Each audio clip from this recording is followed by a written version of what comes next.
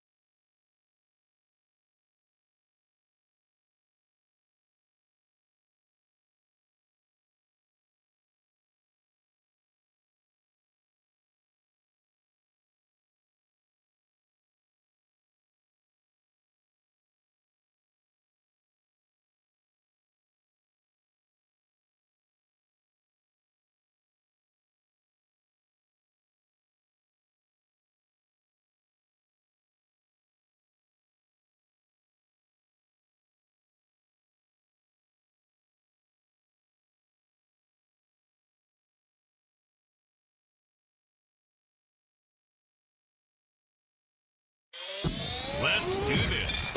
It's the real Jonathan Smith Show on Indy Sports Ticket, 1430 AM, 93.9 HD2, and always on the free Indy Sports Ticket app. It is a beautiful day here in the great city of Indianapolis. The Colts are not here to experience it, though. They are off in Massachusetts doing their joint practice against the New England Patriots, which should be wrapping up here in about 15 minutes. We'll have audio from the practice as it rolls out throughout the show. Let's start with Alec Pierce, right? Because he's been just the main topic of Colts conversation over the last couple of days. And this is one of the clouds hanging over the Indianapolis Colts right now. The fact that Alec Pierce isn't back yet. And he's the guy that the Colts committed $114 million to in the offseason. And, it's kind of like buying a high-end luxury car, parking it in your driveway, but then leaving the engine on blocks in the garage. It's like, why'd you spend all that money if you're not going to be able to take it out for a spin?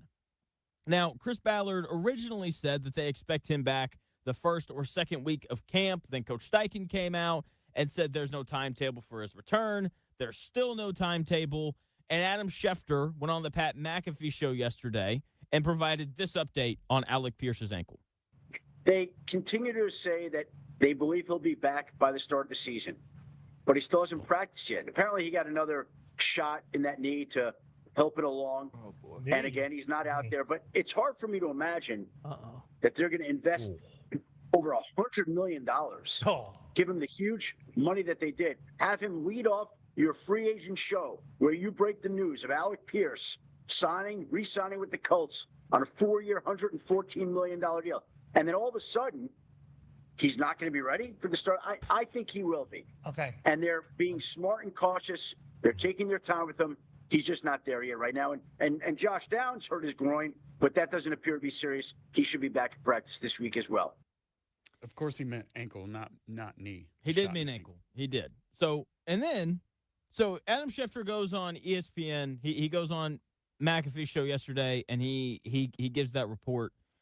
And then this morning, we wake up.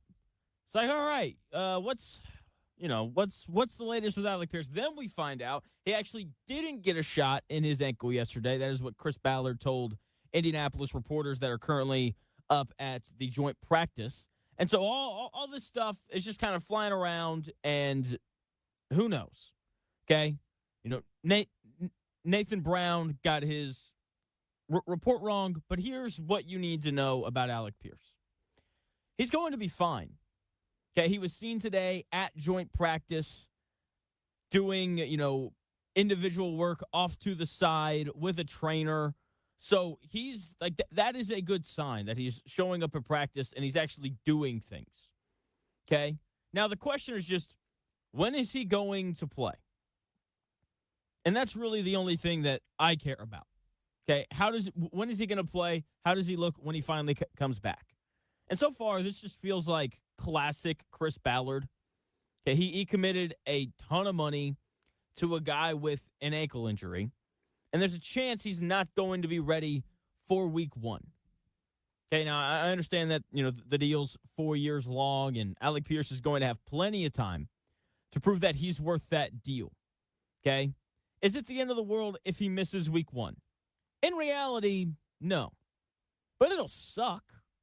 It'll be another stretch of the Colts lying to us, telling us that the surgery was preventative, that he should be good to start the season, then being told he's week to week, and then being told there's no timetable just for him to not be ready for week 1. That would be a real gut punch to start the season. And then the cherry on top would be Chris Ballard not going and signing Keenan Allen before the start of the season. Okay? It would be a pretty good symbol of Chris Ballard's time in Indianapolis. Unorganized, doesn't really feel like things have been planned out. You're just kind of flying by the seat of your pants, and then all of a sudden you go 8-9 or whatever it winds up being. Okay? Chris Ballard treats his roster like a guy who refuses to buy a lawnmower because he thinks it's going to rain all summer. He's just waiting for nature to solve his problems. But guess what? Sometimes nature doesn't solve your problems. That's why you got to be proactive and go get guys like Keenan Allen before you learn that Alec Pierce is going to miss the first week of the season. Now, in that clip, Adam Schefter says he thinks Alec Pierce is going to be ready for week 1 because it would be hard for him to imagine the Colts spending that much money on Alec Pierce to kick off their free agency period for him to not be ready week 1. Sounds to me like Adam Schefter has not spent much time looking at this Colts regime over the last decade. Adam Schefter is analyzing this, Colts decision like the Colts are some Fortune 500 company running on logic.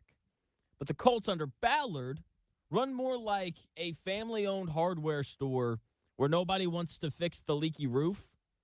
This would just be another example of the incompetence of this Indianapolis Colts organization if Alec Pierce wasn't able to play week 1. Now, I think Alec Pierce is going to play week 1, but it's not because of anything that Chris Ballard said or anything like that.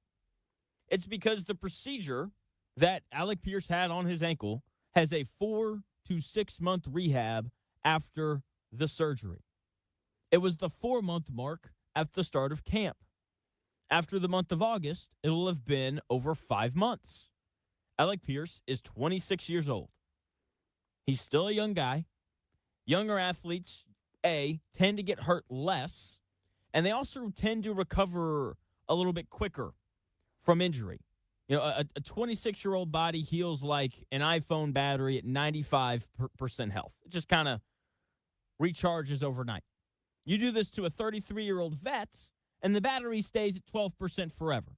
You're plugging it in at night, and it's like charging, and then it's not charging, and you got to take the wire, and you got to put it at like a super specific angle to make sure that the phone charges. It's really annoying, and it takes forever. Chris, do you know what I'm talking about?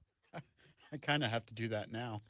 Dude, I used to have to lay my phone down and then stack books up and like drape the charger over it to get the right angle. It was insanity.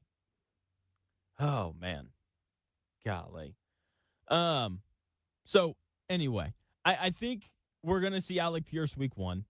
I don't think the Colts are gonna have to do any weird charger angles to make sure that he's okay. Okay, I'm sure that Alec Pierce wants to be out there. I'm sure that he hopes to be out there when they play the Ravens week 1. I do think that the Colts are being cautious because, he is coming off of surgery, and there's no rush to get him out there. Okay, but he's going to be needed for the Indianapolis Colts to win that game week 1. Okay, Chris Ballard is also going to need to have him out there so Colts fans don't go after him more than they already have. Signing Keenan Allen would soften the blow, but if Alec Pierce is week 1, one way or the other, people are going to be upset. Honestly, we're at a point where a Keenan Allen signing might just point to week 1, just given the history of Chris Ballard. He usually doesn't make moves unless he absolutely has to. So if the Colts go sign Keenan Allen, maybe that's an indicator that Alec Pierce won't be ready for week 1.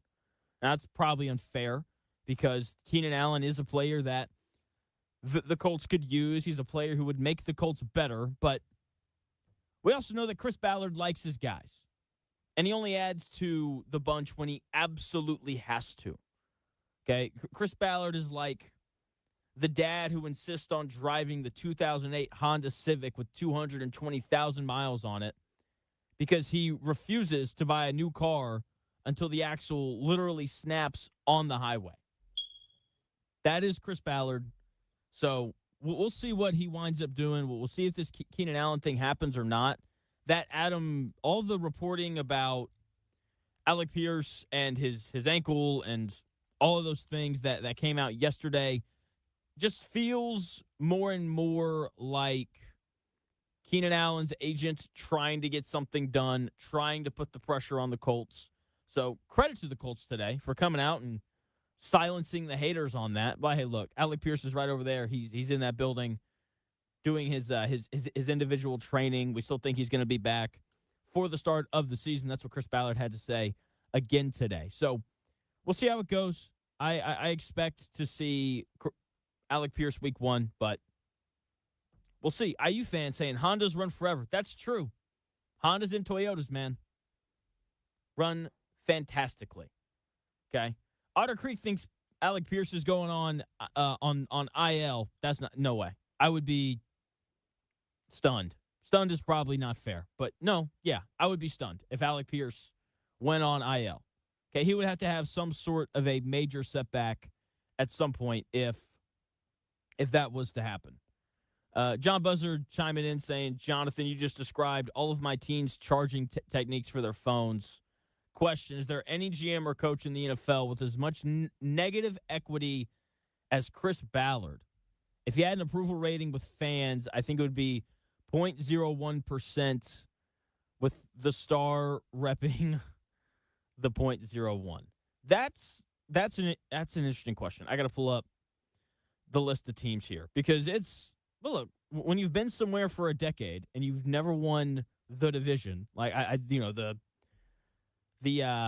low approval rating is granted. So let's look here. Dolphins, no. New regime. Jets, no. New regime. Patriots, absolutely not. Bengals fans are probably pretty fed up with Zach Taylor and who's the Bengals GM? Because, I mean, look, as frustrating as it is for Colts fans right now, could you imagine if we had Joe Burrow? If we're going 8-9 every single season? I mean, that'd be frustrating. Duke Tobin is the GM in Cincinnati. And, I mean, I'm sure that Bengals fans don't exactly love him. I'm sure Browns fans are fed up with their general manager. Feels like they just restart their rebuild every other year. Let's look here. Titans are probably fed up with their ownership. That's not really the same thing. The Raiders are finally moving in the right direction, so they're probably fine up there. Chris, are Giants fans fed up with their general manager? Let Saquon Barkley walk, all that stuff. That viral clip that happened. Probably an understatement, based on just that alone. But I'll probably say they're still in a better boat or situation than the Colts, but also frustrating. Yeah, Joe, I don't know how to pronounce his last name. It's not Scowen or Showen. We'll just call him Joe. GM Joe in New York. I think it was Scone. Is this going? Dude, yeah. Pronunciations are just not my thing. That's just kind of how that is.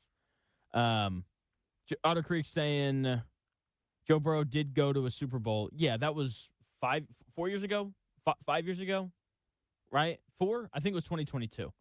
Yeah, and since then, they haven't really done anything. The Bengals are one of 9 teams that have missed the playoffs 3 years in a row. How do you do that with Joe Burrow? Answer: You have a general manager that doesn't know what he's doing.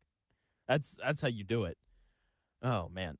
So GM Joe in New York with the Giants is up there. That's probably the only other one. Yeah, that's probably it. GM Joe in New York, and good old Todd over in Cincinnati. Tough little radius to be in right now if you're a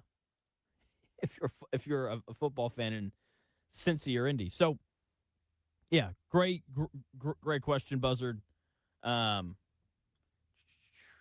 saying, does Ballard still love his wide receiver room even if it's empty? Chris Ballard seems like a big fan of empty rooms. You know, I'm sure I'm sure he would still love his wide receiver room even if it was empty. He'd still have DJ Montgomery in there, all 6 of his receptions over his illustrious NFL career. Does Chris Ballard last all season?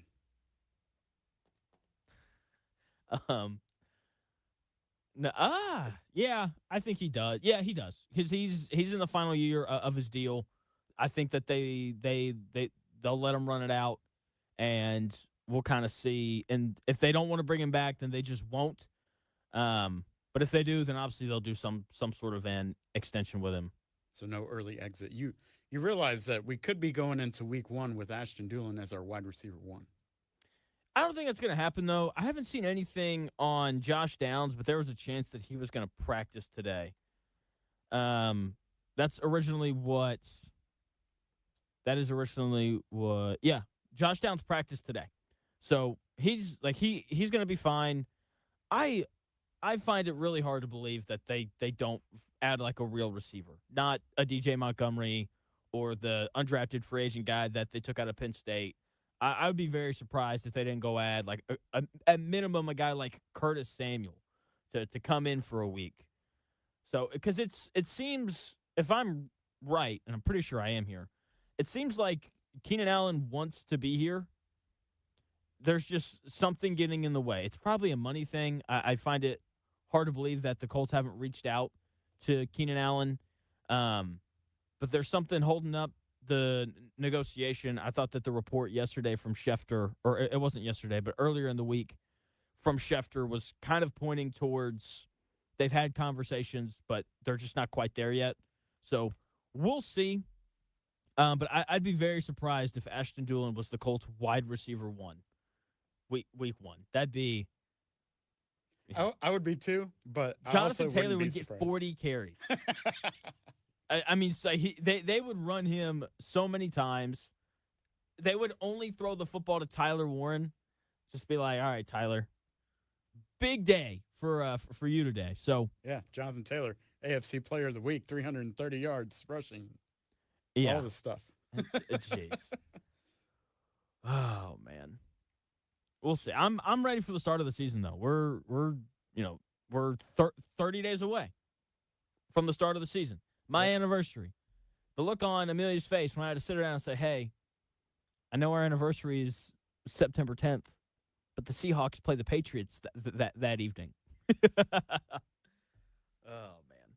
So we're going to celebrate on the 11th. Do you guys have a specific tie to that day, like September 10th was like the first day you met or anything like that? Or could you not get married like earlier in September or like maybe even August?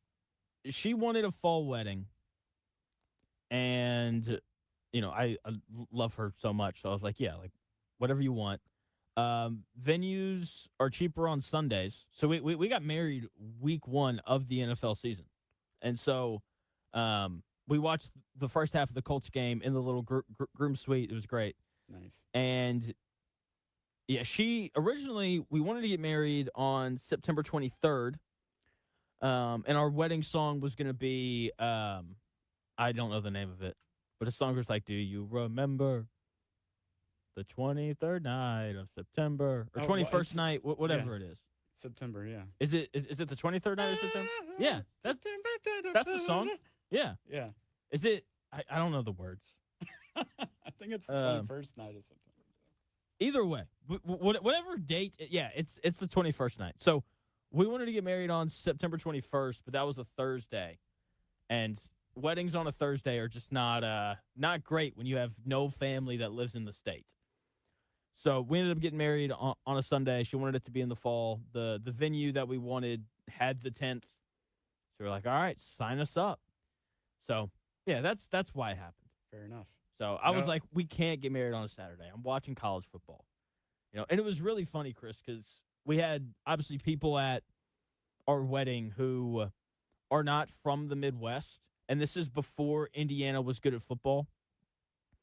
And so all of my family friends from the South that had come up were like, thank you so much for not doing this on a Sunday. I got to watch Georgia play yesterday. I got to watch Tennessee or whatever. Meanwhile, everybody that was there from the Midwest is like, why are you doing this on a Sunday? Because at that point, it was only Colts. It was so funny. Sure. Again, just, a regional difference there, I guess. So, yeah, man, I'll never forget that. But speaking of Indiana football, Coach Cignetti talked to the press yesterday. He was asked about Tommy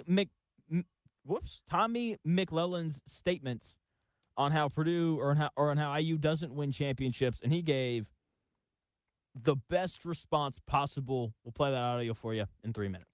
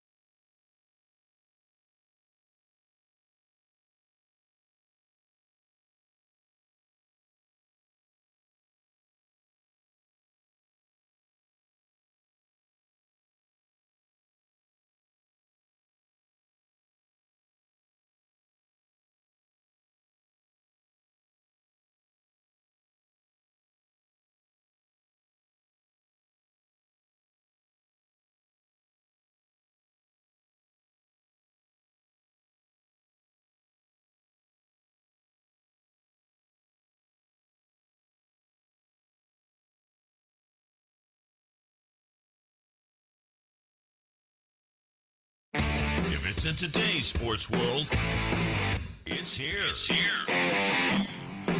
The real Jonathan Smith Show on Indy Sports Ticket 1430 AM, 93.9 HD2, and always on the free Indy Sports Ticket app. Breaking news real quick. Kind of, but not really. Kyler Murray has been named the starting quarterback in Minnesota.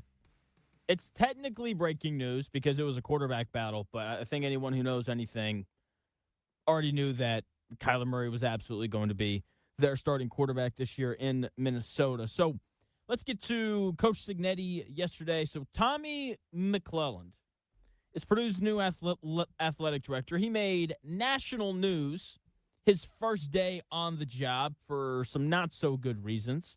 For those who forgot, somehow, some way, I don't know how it's possible to forget something like this. Here is Purdue's athletic director's statement that set the college sports world on fire. Every recruit, every current student athlete will hear this message repeatedly. We are here to win championships. If you don't want to win championships, go to Indiana. It still makes me laugh. It's so great. That set the internet ablaze. Everyone is still making fun of Purdue and their athletic director for the "they don't win championships at Indiana" comment that he made. Barstool did like a 5-minute thing on it the other day, just making fun of Purdue. It was brutal. I don't care. I think he was just, again, trying to get in on the rivalry. Was that the best way to do it? Obviously not. But at the same time, I don't know. I like it.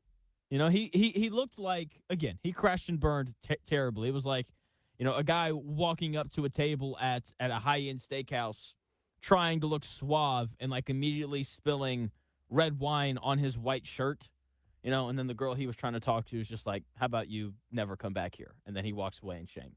But look, his comments made IU fans upset, so mission accomplished. Good job. He then went on Pat McAfee, and he cleared it up a little bit, but the damage has been done, right? And what's crazy is what he said isn't even my favorite part of all of this. Listen to Coach Cignetti, Indiana's head football coach, respond to what Purdue's new AD said about Indiana not winning titles. I'd be remiss if I didn't ask. I was wondering if you saw or heard the comments from Tommy McClelland in his opening presser last week. Kind of taking a little shot. Didn't know if you had any comments on that at all. Not really. Quick and easy. No. Do you have any thoughts on this? No, not really. We're good. Nothing. Coach Cignetti doesn't care one bit, and he shouldn't. Oh, man. When you're at the top of any sport, you don't acknowledge the lesser programs. Apple doesn't run television commercials responding to BlackBerry. They don't do that because BlackBerry is irrelevant in the world that Apple operates in. Okay, UConn basketball doesn't care what Indiana basketball or High Point has to say about college hoops. They don't care. They operate in a completely different class than other schools. And this is how sports work in general. Okay, it's why the Big Ten and the SEC don't include the Big 12 and ACC in their discussions to leave the NCAA. Those conferences don't matter. Everyone in college football knows that it's really played in two conferences, the Big Ten and the SEC. And there are a few outsiders that matter. Notre Dame, Texas Tech has entered that conversation. And that's really it. The lesser teams don't matter in the grand scheme of things, right? They are regional retail stores trying to lecture Amazon on how to handle logistics. They don't matter. Now, I will stand by what I said. I do appreciate Tommy McClelland saying something about IU, trying to figure out a way to, make a little jab at them. Did his jab suck? Yes. Yeah, it was just brutal. I saw a video of two 85-year-old men fighting the other day on the internet. They were boxing. And they threw some jabs They're about as ugly as you would expect. That's like the equivalent of the jab that Purdue's new AD threw. I will say, though, I like that way more than I like what Kyle Whittingham has been saying about Ohio State. Here is Michigan's new head coach, Kyle Whittingham, continuing to talk about how he doesn't hate Ohio State.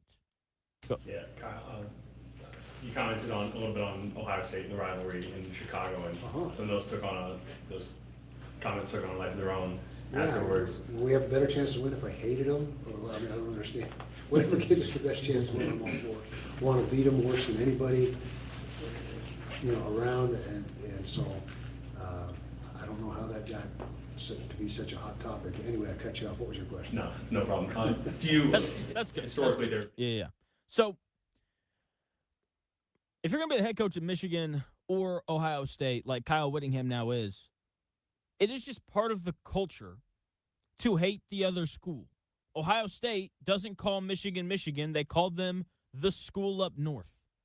Okay, that is the nature of the rivalry. And in order to fit in, you have to hate the opposing school. That's just how it is. Even if you don't, you have to at least sound like you do. Fitting in somewhere is important. It's part of why Brian Kelly didn't work at LSU. Brian Kelly's a good football coach. He could win games at a lot of different universities. None of those universities are in the South, though, because he doesn't fit in that part of the country. He was a snowblower trying to clear a driveway in Miami. Doesn't make sense. Doesn't fit. Kyle Whittingham may not fit in at Michigan. Okay, and look, he's not even trying to. That could be a problem. Tommy McClellan is at least trying to fit in to the Purdue athletics culture of we hate Indiana. Okay, hating Indiana is a way better way to do it, to try to fit in with the new school that you're at, as opposed to faking a Southern accent like Brian Kelly did at LSU, or, talking about how I think hating the other team is pointless when you're at Michigan talking about Ohio State. Okay? So is what Tommy McClellan said dumb? Absolutely. But at some point, in order to succeed different places, you have to figure out a way to fit in. It's just kind of how it is. Chris, is that fair? Like, do you, I don't know, I don't even know how to word this. Do you appreciate McClellan just like trying to fit into the Purdue culture, or am I just like way off base on this? No, I do. I mean, you don't know, you can't win unless you play, right? And he took a, off the cuff shot, and it didn't land. So, I mean, missed terribly. I mean, missed terribly. You don't know unless you try. I mean, at least he tried. You got to give him some credit for at least having a little bit of balls to do that. But yeah, I was just thinking in terms of like me coming here, right? Like, I'm from the South, and if I just showed up here and it was just like, yeah, everything in the Midwest is terrible, and the South is better, the people would probably be like, you know what? I don't think I want to listen to that guy's show anymore. Yeah, you probably ruined your reputation from day one right there. And I could see this happening to him. Yeah. I mean, we'll see how he's got to find a way out of that hole now. But look, he's the athletic director. So he's going to have chances and opportunities to make what he said true. And, I hope he does, because I just think that a football rivalry between Purdue and Indiana would be awesome, because, I mean, the basketball rivalry's dead. You just kind of expect for Purdue to win. Even though, to be fair, I think the Braden Smith class at Purdue only went 500 against IU. So maybe that's a little bit more alive than I'm giving it credit for. But I'm a football rivalry between Indiana and Purdue would be awesome. It would make that final week of the season so much better for the show. And that's really all that matters in the grand scheme of things. How do we make the show better? Purdue gets better at football. So I hope that Tommy McClellan figures it out. Oh, yeah, I totally agree. And whenever he made that comment, there was still somebody in the background that chuckled a little bit. I want to know, like, he made somebody laugh. So somebody thought, But he wasn't trying to be funny. That's the problem. It's like if you're I don't know, if you're trying to tell a serious story or like make a serious point and then people start laughing, like that makes it worse. Like, I don't know. Like, I'll never forget being in high school. My brother and I took Algebra 2 together, and we would sit in the back of the class and do dumb stuff. And then the whole class would get in trouble because we were too loud. And we'd sit in the back and start laughing. And Miss Roberts never liked that. It always made it worse. Yeah. Oh, man. Nothing worse than trying to make a good point and having people laugh at you. Ah, brutal. Okay, let me get back on topic here. Chris Ballard has, did a little bit of media stuff yesterday. He went on Sirius XM's NFL station yesterday to talk a little bit about the Jonathan Taylor extension. We'll play that audio for you in 3 minutes.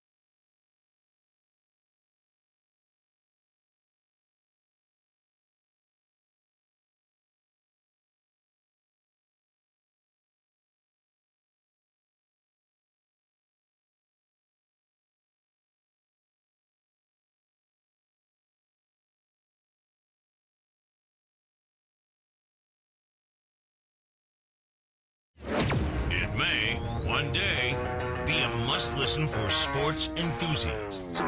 Yeah, and monkeys might fly out of my butt. Uh-oh. The Real Jonathan Smith Show. On Indy Sports Ticket 1430 AM, 93.9 HD2, and always on the free Indy Sports Ticket app. Yeah! Chris Ballard went on NFL radio over at Sirius XM yesterday, and we're talking about Chris Ballard quite a bit today between the Alec Pierce extension and all those things. Welcome into the Real Jonathan Smith Show. Thanks for tuning in, no matter how you're tuning in, whether that's YouTube, Indie Sports Ticket. If you want to head over there and subscribe, you can also watch the show on X__Jonathan Smith to follow me there and watch the show there. You can also listen on the Indie Sports Ticket app or 1430 a.m. if you're driving around the Indianapolis area. So we're talking about Chris Ballard quite a bit today. And it's just because he's filled with so much wisdom, you know? Committed $114 million to a player who may not be ready for week one. And he went on SiriusXM's NFL station yesterday to spread more of his wisdom as he talked a little bit about the Jonathan Taylor contract extension. Here he is. Yeah, there's some common sense that goes in. There's some common sense that goes into it. And it was almost like I look back and, like, you know, yesterday with the Hall of Fame ceremony with Roger Craig going in, who was a 1,000 guy and really a special player. I mean, you know, when you have a player that's touching the ball, you know, 350 times for you offensively, you know, and then as unique as he is, those guys they don't grow on trees, and they're not hard to find. There's not 32 of them. And so no, we like where Jonathan's going. He's still young. That's the thing that, I mean, I know he's got a lot of mileage from college, but like he is still a young man. He's 27 years old. From his body, he keeps it in he's in unbelievable shape. So we look forward to him having a big season and, you know, going forward, thinking he can, you know, play for a few more years. Chris Ballard right there talking about the Jonathan Taylor contract extension, and he's like, you know, if you just have like a little bit of common sense, you know, he starts laughing and doing all that. Very few things in the NFL are straightforward common sense. Okay, a lot of these, or no, all of those logical options have to do with positions of importance. For example, common sense, pay Patrick Mahomes whatever he wants. Common sense, pay Josh Allen, Matthew Stafford, and the other elite quarterbacks in the NFL as much as they want. That is common sense. Okay, it's like putting money into blue chip tech stocks. Okay, you don't panic on the volatility because long term tech usually wins in the markets. Okay, pay the best left tackles in the NFL, whatever they're worth. Common sense. Pay premier edge rushers, whatever they want. When you have guys like Penei Sewell and Myles Garrett on your team, pay them whatever they want. That is common sense. Okay, or any one of the other special talents at important positions. Those decisions are common sense. They always should be. Paying a running back is never common sense.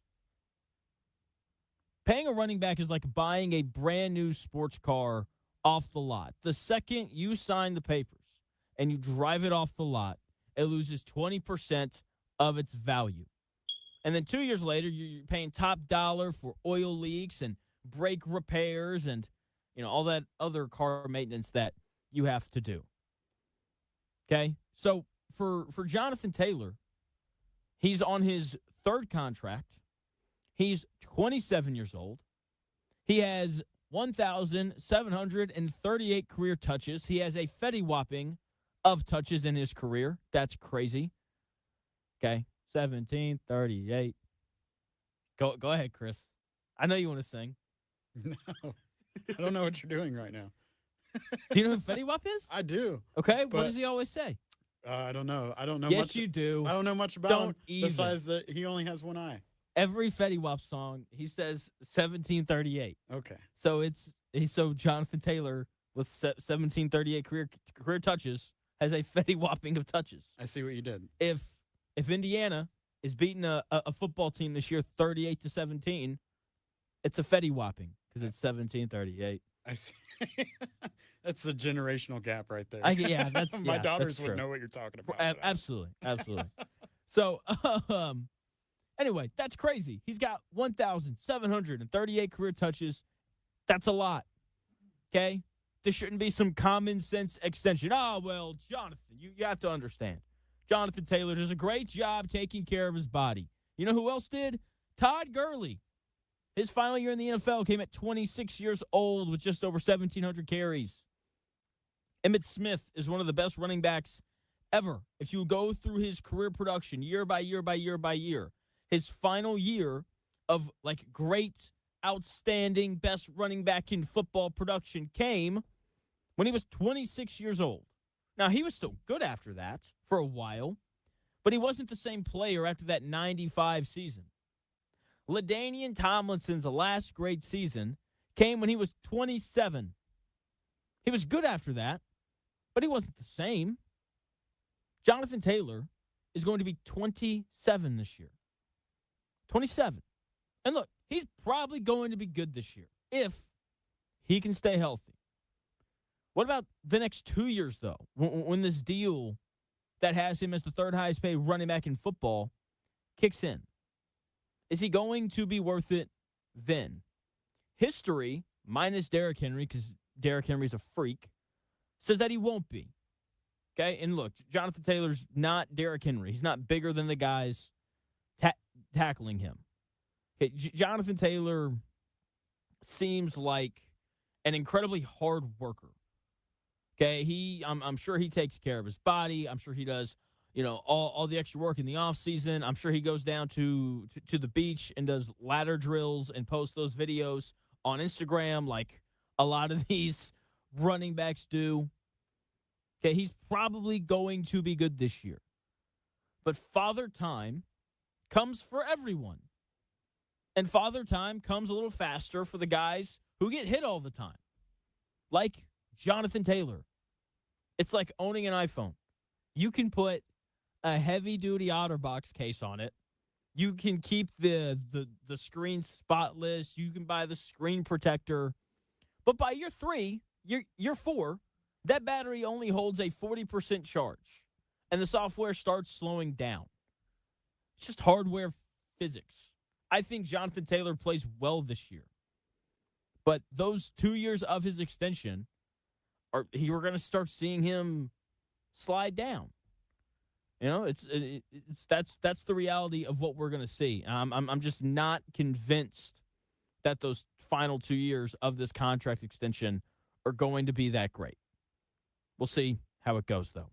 There is a video making the rounds on the X of what's his name? Sauce Gardner slipping and falling during one-on-ones while trying to defend A.J. Brown.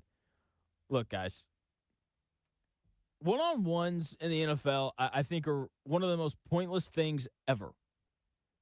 It is impossible to defend any NFL wide receiver in one-on-ones, especially a guy like A.J. freaking Brown, one of the best receivers in football. Teams very rarely just leave a guy on an island. They're usually they're rolling help over. They're doing something to give them some form of leverage or something like that. Okay, but everyone's going to see this video on the internet of Sauce Gardner slipping. And we're like, Sauce Gardner's terrible. What an awful trade by the Indianapolis Colts. But meanwhile, if you read what all of these, what the Colts reporters that are there are saying, is that apparently Sauce Gardner's actually had a pretty nice day against A.J. Brown. Apparently he had some nice reps against him in the red zone, and he apparently had a good day. But the biggest thing that we've heard so far from the Colts joint practice today against the New England Patriots is Daniel Jones, Riley Leonard, and Anthony Richardson have all had really nice days. So apparently there was a stretch. This is according to Andrew Callahan, who covers the New England Patriots. Apparently the Patriots defense allowed 11 straight completions in red zone 7-on-7s. Daniel Jones, Riley Leonard, and Anthony Richardson combined for 6 touchdowns during that stretch. So that's not just a Daniel Jones thing or just a Riley Leonard thing, but they both looked good, which is really nice to hear. Tyler Warren has apparently been a problem, as the kids would say. Chris, do you know what that means? Because you were talking about the generational divide earlier. Do you know what it means when someone's like, Tyler Warren's a problem? I mean, outside the obvious, what else would it mean? What do you think it means then? It means he's a problem. He's an issue that is difficult. For who? For the other team. Correct. They're playing well. That's that. There you go. So if you see someone say so and so's a problem, that's what it means. So again, Tyler Warren apparently was a bit of a problem today for the New England Patriots defense. So good. Again, a lot of good things out of camp coming from both Boston and Indianapolis people, and we'll see how it develops from here. We got some sound. Oh, we do? Yeah. What is it? This could be breaking news sound, but let's see what Coach Shane Steichen has to say. Anthony will start Thursday. He'll play the first half. Riley will play the second half, and then Riley will start against Atlanta, and then AR will play the second half against Atlanta. Well, I think it's pretty obvious. I don't want to take any chances with Daniel out there in the preseason right now. All right. Yeah, Daniel Jones not playing preseason. Yeah. Anthony Richardson starting on Thursday. There you go. Sounds pretty similar to what Shane Steichen said earlier on in the week. No Daniel Jones. It'll be Riley Leonard and Anthony Richardson splitting the reps. I don't think it really matters who starts the games.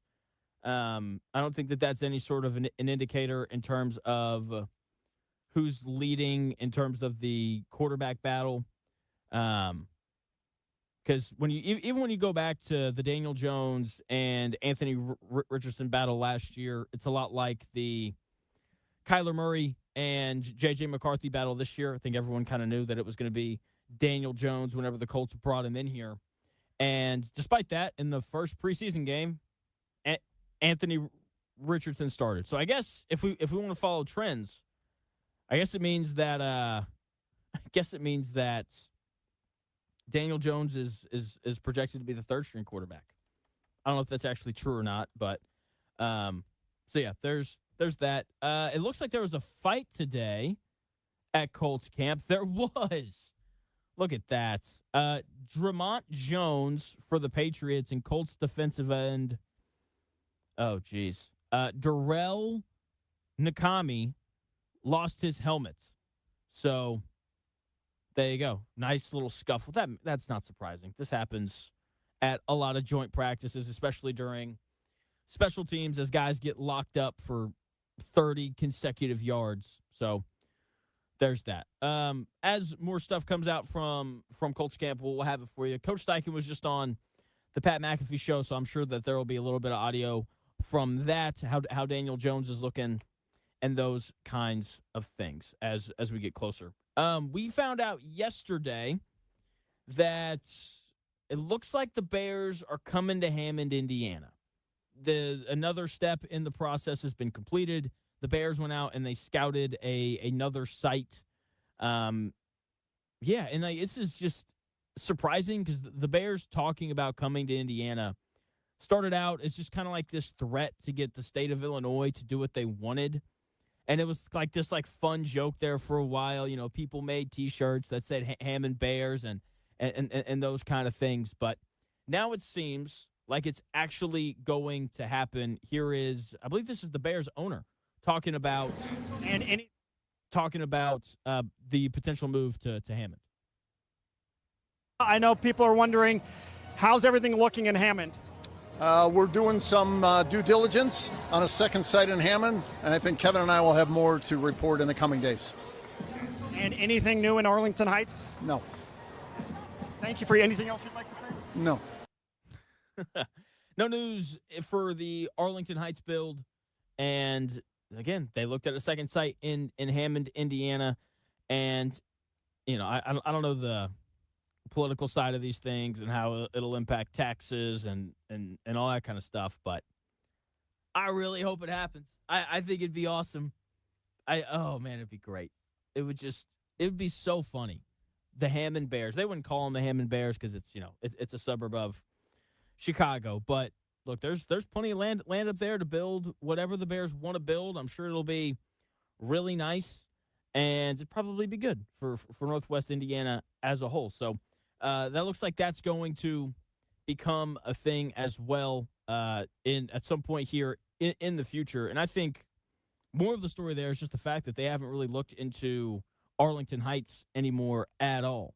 So it looks like the Bears are coming to Indiana, and I can't wait for it. So Colts and Patriots just finished up their practice. We'll have more of that audio as the show continues on. Big news, Anthony Richardson starting on Thursday night against the Patriots and Riley Leonard playing in the second half. No Daniel Jones. I'm interested to see if we see Easton Stick at all. I would assume that we don't because, look, you're not going to carry 4 quarterbacks on your live roster. The Colts are still trying to figure out between Anthony Richardson and Riley Leonard who's going to be their backup. So I'm assuming it's going to be Anthony Richardson for the entirety of the first half, and it will be Riley Leonard for the entirety of the second half. And I'm genuinely intrigued to see how they both look. Because for Anthony Richardson, like, this is year 4. You would think that it comes together here at some point. If he can't look good in a preseason game against backups in year 4, then the chances of him ever figuring it out feel like they're 0. Because even with Sam Darnold, when he was in New York, he would have games here and there. It's like, okay, maybe he will figure it out. And then, eventually he does when he winds up in Minnesota. We'll see if Anthony Richardson can have a game like that. And for Riley Leonard, I just want to see him be comfortable and know where to go with the football. If those two things happen, then I think we can feel pretty good about the Colts and the backup quarterback situation. Again, that game is on Thursday. And before the NFL season starts and before the start of the preseason, I want to update my thoughts on the AFC South, and I want to update my Colts record prediction. I'll do it one final time before the season starts. So I'm going to tell you how the AFC South is going to finish this year at 1 o'clock. But first, Chris has your sports update. Hey, thanks, Jonathan. Here's what's trending this hour. Opening night and Christmas Day slate games in the NBA have been revealed. The Pacers will not have a game on either of those.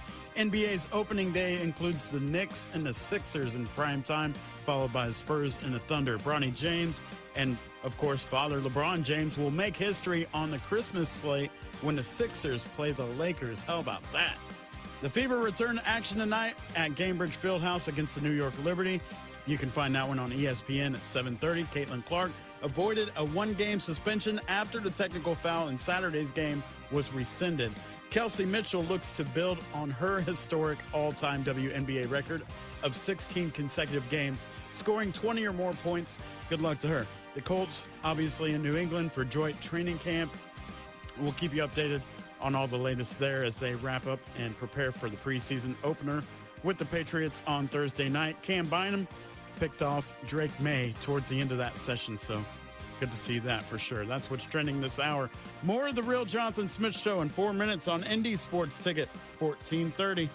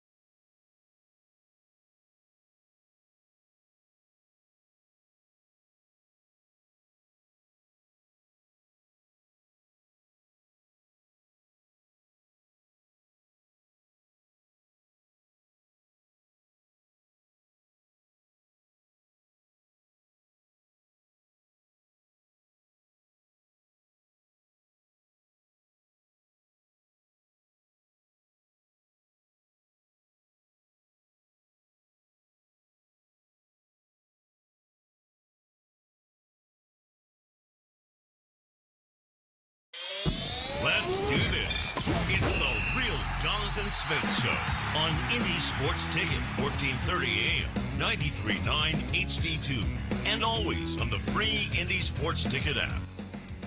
Hour number 2 of the real Jonathan Smith Show getting underway here on Indy's Sports Ticket. Colts had a joint practice today against the New England Patriots. Shane Steichen announcing afterwards that Anthony Richardson will start the preseason game on Thursday. Riley Leonard will play in the second half. And before the preseason starts and more injuries begin to pile up and occur, I just wanted to update my thoughts on the AFC South and on the Indianapolis Colts and what I think that their record is going to be this year.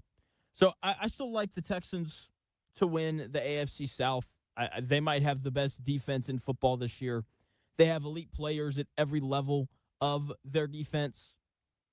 I think everyone understands how good this defense is. I think that they're going to win this division behind that defense alone. Like that defense is a Tesla Model S, sleek, fast, top of the line engineering. The question is going to be their offense. If their offensive line can be average, they're a Super Bowl contender. That's how good they are. I know C.J. Stroud has taken a lot of flack. Okay, he's been so bad through his career that he's won a playoff game every year. He's also won as many playoff games as Lamar Jackson has, which is kind of crazy to hear. C.J. Stroud is like a pilot flying an airplane with a shaky engine. He can get you to the destination safely, but everyone complains about the turbulence. Even though he's never had a good offensive line and he's never had a good run game. I like the trade for David Montgomery to replace Mixon. Tank Dell is back. They took Jaden Higgins, 34th overall out of Iowa State, so that is hopefully for them a receiver that can step in and help them.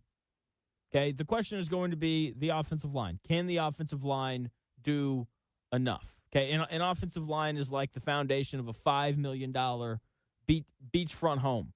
Okay, you don't admire it when you walk in the way that you admire a wide receiver or a running back. But if it cracks, the whole house collapses. Okay, their season hinges on their offensive line. If it's good, they're going to be great this year.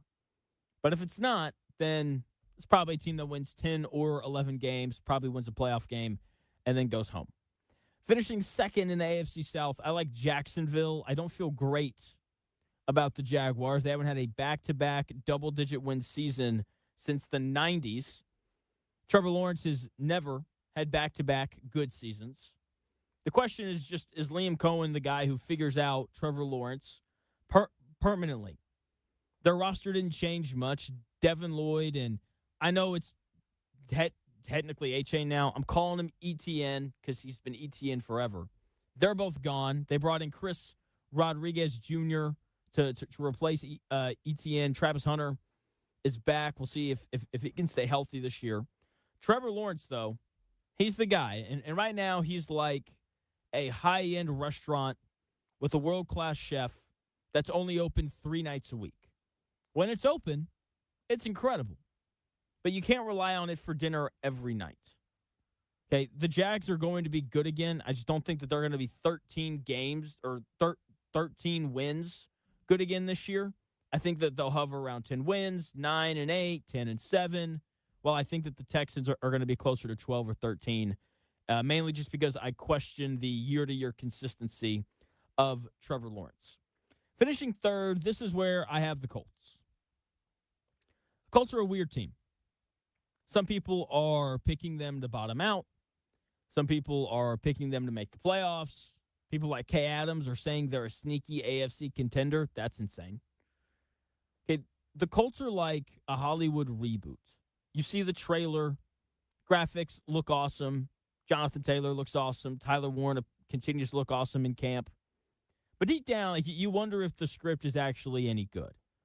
It's like, yeah, Daniel Jones had a nice 8 games last year, but what about the final 4 before he got hurt? I don't know how I feel about that. The Colts' offensive line is going to be good. They've got a great secondary, but their pass rush is iffy at best. Offensively, it's about Daniel Jones. Can he stay healthy? Can he be as good against good defenses. Now, we've heard a lot of great things out of Colts camp. Daniel Jones looks like he never got hurt. Jalen Travis looks good at right tackle. The rookies have looked good for the most part. DeForest Buckner looks like himself. It's all good so far for the guys that should have the biggest impact on the Colts this year and whether or not they're good. Now, I'm going to make a slight change to my record prediction as we get ready for the preseason. I'll write it in stone during NFL prediction week, which we'll do a week before the season starts. Chris, what did you have the Colts at? Do you remember? I don't think I wrote it down. I think I said 7-10, but I'm changing it. You're changing it. I'm changing mine too. Okay. What's yours going to be? I want to see if I wrote this down or not. I'm pretty sure I said 7-10, but I think I'm feeling more 5-12 now. What? Yeah. Why? I just don't feel confident, man. I don't feel good about this season. I don't think it's going to be a good one. Why do you even 7-10 is not a great season, but yeah. I think 5-12 they're going to get themselves into some trouble that they can't get out of. Tennessee is back on the upswing. They're going to finish third in my eyes, and I think they're going to maybe finish 6-11, but still a game better than the Colts. Okay. Oh, but okay. What changed though? Because look, I was about to say what's changed for me, because everything coming out of Colts camp has been good. It has, and so from what we know. Yeah, so I'm just surprised that you went down as opposed to up. Yeah, I mean, you're not wrong. It has sounded good, but I still feel suspicious. I feel like there's something that we're not being told, or there's something happening that, and I would probably feel better about that 7-10 had they already signed Keenan Allen, had they had done something else with AR, but it doesn't seem like anything's happening. They're just kind of settling with what they have. I don't know. That could change, but I don't know, man. 5-12, no lower than that is what I'm sticking with. Okay. I moved them up. I went from 7-10 to 8-9. That's where I'm at. And it's not because of anything that they've done. I'm still not convinced Daniel Jones is going to be some unbelievable guy for, the Colts this year. I have compared Daniel Jones to a mid-sized sedan a lot of times. Practical. It'll get you to work on time. But, if you drove it by a group of women, no one is going to look at you. Maybe if you rev the engine really loud. Yeah, maybe. But we're going to do the whole season breakdown pretty soon, right? The week we'll before. do that prediction week. So, yeah. But that's where I'm at today, right now. Okay. I don't mind it. But yeah, so for me, I'm moving them up to 8-9. I've still got a lot of questions. Not sold on the pass rush. But it helps when your week 4 opponent's left tackle tears his tricep and is now probably going to miss that game. No Laramie Tunsil. Week 4 for the Indianapolis Colts. I originally thought that was a game that they were going to lose. But when you don't have your left tackle, good luck. Good luck. So for the Colts, it's such an interesting thing because good is relative. Good is about how talented and capable you are, but it is also about the teams around you. For example, Indiana would have won the Big Sky Conference in basketball this year because relative to the teams in the Big Sky, Indiana was just significantly better than they were. Okay, they would have lost one or maybe 2 conference games, but they didn't play in the Big Sky. They played it. They played in the Big Ten, and relative to those teams, they stunk. For the Colts, relative to their schedule, they're still an average team. Does Keenan Allen change that if they sign him? Probably not. Gives them a little more depth, but I don't think, Keenan Allen shows up and you're like, whoa, mark the Colts down for double-digit wins. Okay, does Alec Pierce not playing at the start of the season change that? Absolutely. Okay, he's the Colts' best receiver, even if the Colts won all of the games this year that they should absolutely win. That only gets them to 5 wins. To make the playoffs, they've got to find 5 more against a tough schedule. I don't think that they have the roster to do that, but we'll see. I will move them to 8 and 9 though, because Laramie Tunsil is going to be out week 4. And then, I have the Titans bringing up the rear. Chris has the Colts bringing up the rear now, which is awesome or funny. They're going to be better. The Titans are. I like the Saleh hire coaching the Jets is like trying to renovate a house on a swamp. Doesn't matter how good your architect is, the ground beneath you is constantly sliding. I know that Saleh didn't win in New York, but no one wins in New York. No one wins with the Jets. Brian Daboll's the new offensive coordinator. He has a proven ability to work well with young quarterbacks. The first year with Daniel Jones in New York, they make the playoffs. Last year with Jackson Dart, when you saw Jackson Dart, you thought, not bad, solid guy. So I think Cam Ward is going to be better. They just don't have the talent to be better than 5 or 6 wins on the year, which is where I think that they end up this year. The Titans are like a startup company with a fantastic CEO and a great business plan, but zero capital. It's like, they're heading in the right direction, but they're just not quite yet ready to compete with Apple or Amazon. And we'll see if that changes throughout the season. So Colts had their joint practice today against the New England Patriots. There's a viral video of Sauce Gardner slipping while trying to defend Antonio Brown. People are overreacting to it in just the biggest way possible. Like, Sauce isn't Sauce anymore and all this other nonsense. Okay, he's still one of the 5 best corners in football. He's going to be good for the Colts this year. Okay, when teams pass the football, they complete more passes than they don't. And there's a reason for that. It's because these offenses and these wide receivers and these quarterbacks are really good. Okay, sometimes you slip. It happens. Okay, best news of the day is that Daniel Jones, Riley Leonard, and Anthony Richardson had a really nice red zone period. Tyler Warren has apparently looked incredible. And I guess it sounds like the Colts won the practice today. Chris, I'm sending you a clip on X of Coach Steichen. So I guess it sounds like the Colts won practice today. Sounds like they had a really nice practice today up there in New England. Again, Richardson, Leonard, and Daniel Jones all seem to play well. There's obviously the clip of Sauce Gardner slipping and falling, but at the same time, if you read the other Colts reporters who were there, you'll very quickly find out that Sauce still had a pretty nice day outside of that one clip. So, Chris, do you have that audio? Okay, here is Coach Steichen talking to Pat McAfee on the Pat McAfee Show earlier today, talking about the Colts having a good practice. Every year in the NFL, right, there's going to be wrinkles. There's going to be unique, things, new trends that go along around the league. And you got to adapt. I mean, everyone's got to adapt. You can't stay the same because it's always evolving. I love you, Coach. Way to win up there. Way to win up there from what it sounds like. The 2 minute. No, it was an away game. Yeah, that's the game. 2 minutes. That 2 minute we is scored the game. and we Not when we you're up stopped 30-0. Going that into wasn't the final quarter. situation. Pats won the one-on-ones and Colts won the team stuff. Andrew Callahan's reporting the Patriots defense allowed 11 straight completions in a red Oh, zone. 7 on 7, that's football. Okay. Shane, way to dial it up, pal. Let's keep it going. There's no fighting out there. Let's go win it all. All right, fellas, I appreciate that. All right, so Colts had a nice red zone session, and it looks like they won the 2 minute drill on both sides of the ball, which is a big deal. The Patriots have a good secondary over there. I know Christian Gonzalez did not practice, one of the better corners in football, but still they're deep. They have a good group over there.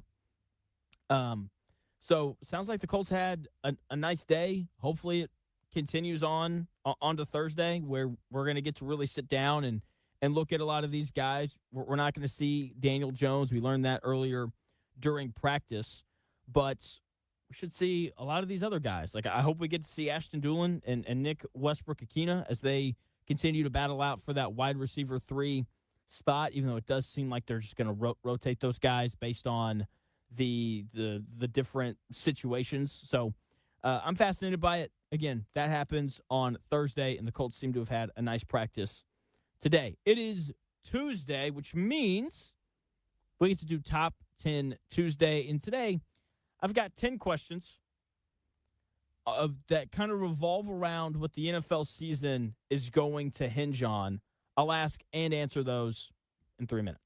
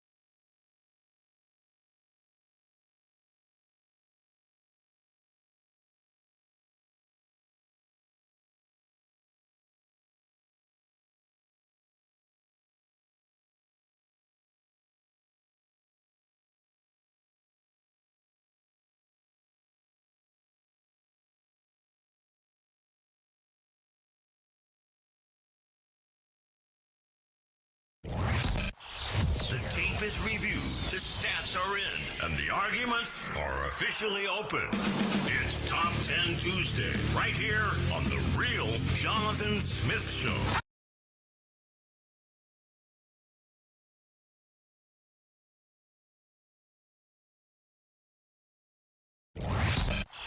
The tape is reviewed, the stats are in, and the arguments are officially open. It's Top 10 Tuesday, right here on The Real Jonathan Smith Show. Action! Sponsored by Supply House.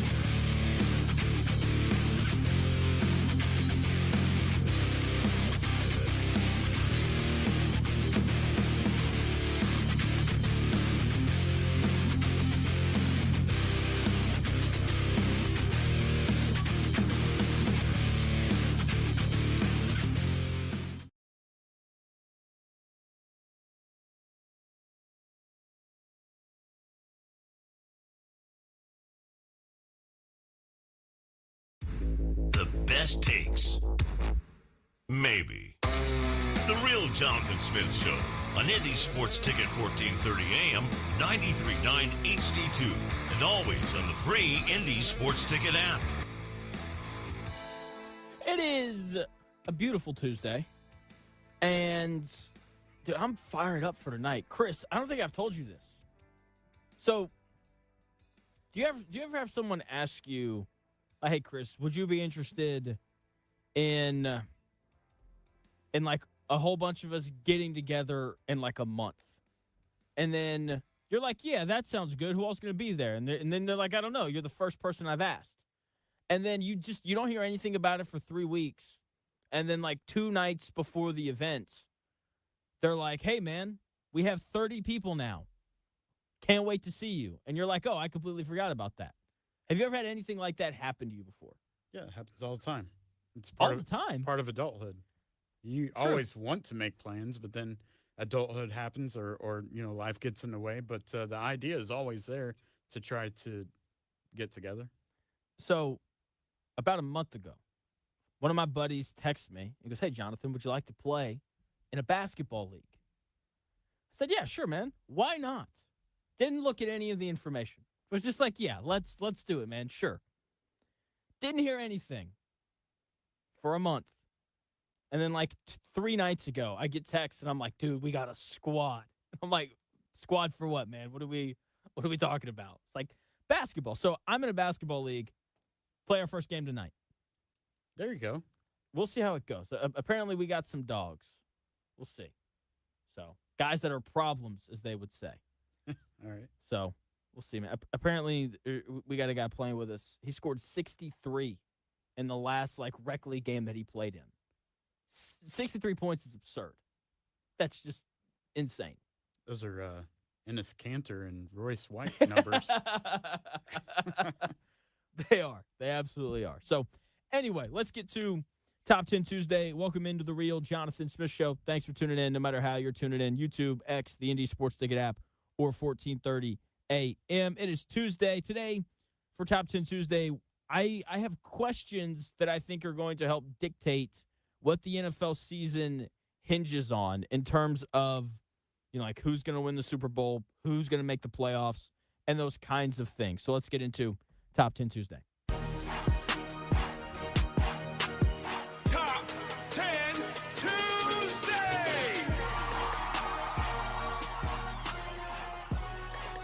Bum, bum, bum, bum, bum, bum. All right. Number 10. These questions aren't in order, but hey, let's read them off. Why not? Number 10. Who can tank the best? Okay, this is supposed to be some loaded quarterback class between Arch Manning and Lenoris Sellers and Dante Moore and C.J. Carr and Julian Sayin and the kid that transferred from Duke to Miami, Menza, that's his name, John Mateer out of Oklahoma. There's just so many quarterbacks that people are excited about in college football this year. But I feel like this happens every couple of years. It's like, oh, guys, this quarterback class is going to be great. There's 8 guys. But then by the end of the season, there's really only 2 or 3 quarterbacks that people are really in love with. So the Browns, Dolphins, Cardinals, Jets, and other bottom dwellers are all going to be hoping that they're one of the lucky teams that gets to draft who they think is the best one. Number 9, who's the surprise team in the NFL this year? No one saw the New England Patriots coming last year. It was like, yeah, they'll be better. They hired Mike Vrabel, but I don't think anyone expected them to win 14 games and go to the Super Bowl. There's normally one team every year that exceeds expectations. I think that the Colts are an option for that, as negative as I've been, even though Chris thinks that they're going to go 5-12 now. There is a world where Daniel Jones comes back like nothing ever happened, and he stays healthy, and the Colts win 11 games, fight to maybe win this division, maybe win a playoff game. There is absolutely an option for the Colts to be that team that comes out of nowhere. Maybe it's Pittsburgh, maybe Mike McCarthy and Aaron Rodgers and T.J. Watt and Cam Hayward rekindle an old flame. Will Kyler Murray's career get revived by Kevin O'Connell in Minnesota, a team that people think is just going to kind of go 8-9 or 9-8? Something like that is going to happen. The question is, who is it going to be? Number 8, can the Texans kind of block? They're going to potentially have the best defense in football. They added David Montgomery as their lead back. They've got good weapons for Stroud to throw to. The question is just whether or not that offensive line that they have not really invested very many resources into can block at all. I mean, you might as well throw me and Chris out there on the offensive line. Let me play left tackle. See if the referee has some pity on me because I'm so small compared to those guys. Maybe I can just hold dudes and get away with it. Okay, so can the Texans kind of block? Because if they can, it's a Super Bowl team. Number 7, Does Mike McDaniel fix Justin Herbert's playoff woes? People are kind of tough on Stroud and his playoff performances, but hey, man, at least that guy wins. I love Justin Herbert. He is an incredible talent, 6'5", cannon for an arm, accurate, can run. I saw him play at college, his final season at Oregon. And Chris, have you ever seen have you ever been to like a high school football or basketball game and one of the two teams has like a 5-star recruit that's going to go play like that's going to go play like a high major college sport? Have you ever been at a game like that? Not since I was in high school. Like one of the guys I went to high school with got drafted by the Cowboys. Okay. When he was on the field, was he just like a foot taller than everybody else and he was way faster than everybody else? Sure. And you watch 3 snaps and it's that guy's incredible. That's what watching Justin Herbert at Oregon was like when I went and saw them play Auburn. And he still looks incredibly talented all of these years later. But the problem is arguably the 3 worst games of his career have come in the playoffs. 2022, I believe that's the year that they're up big on Jacksonville at halftime, and then the Jags come storming back, and they win.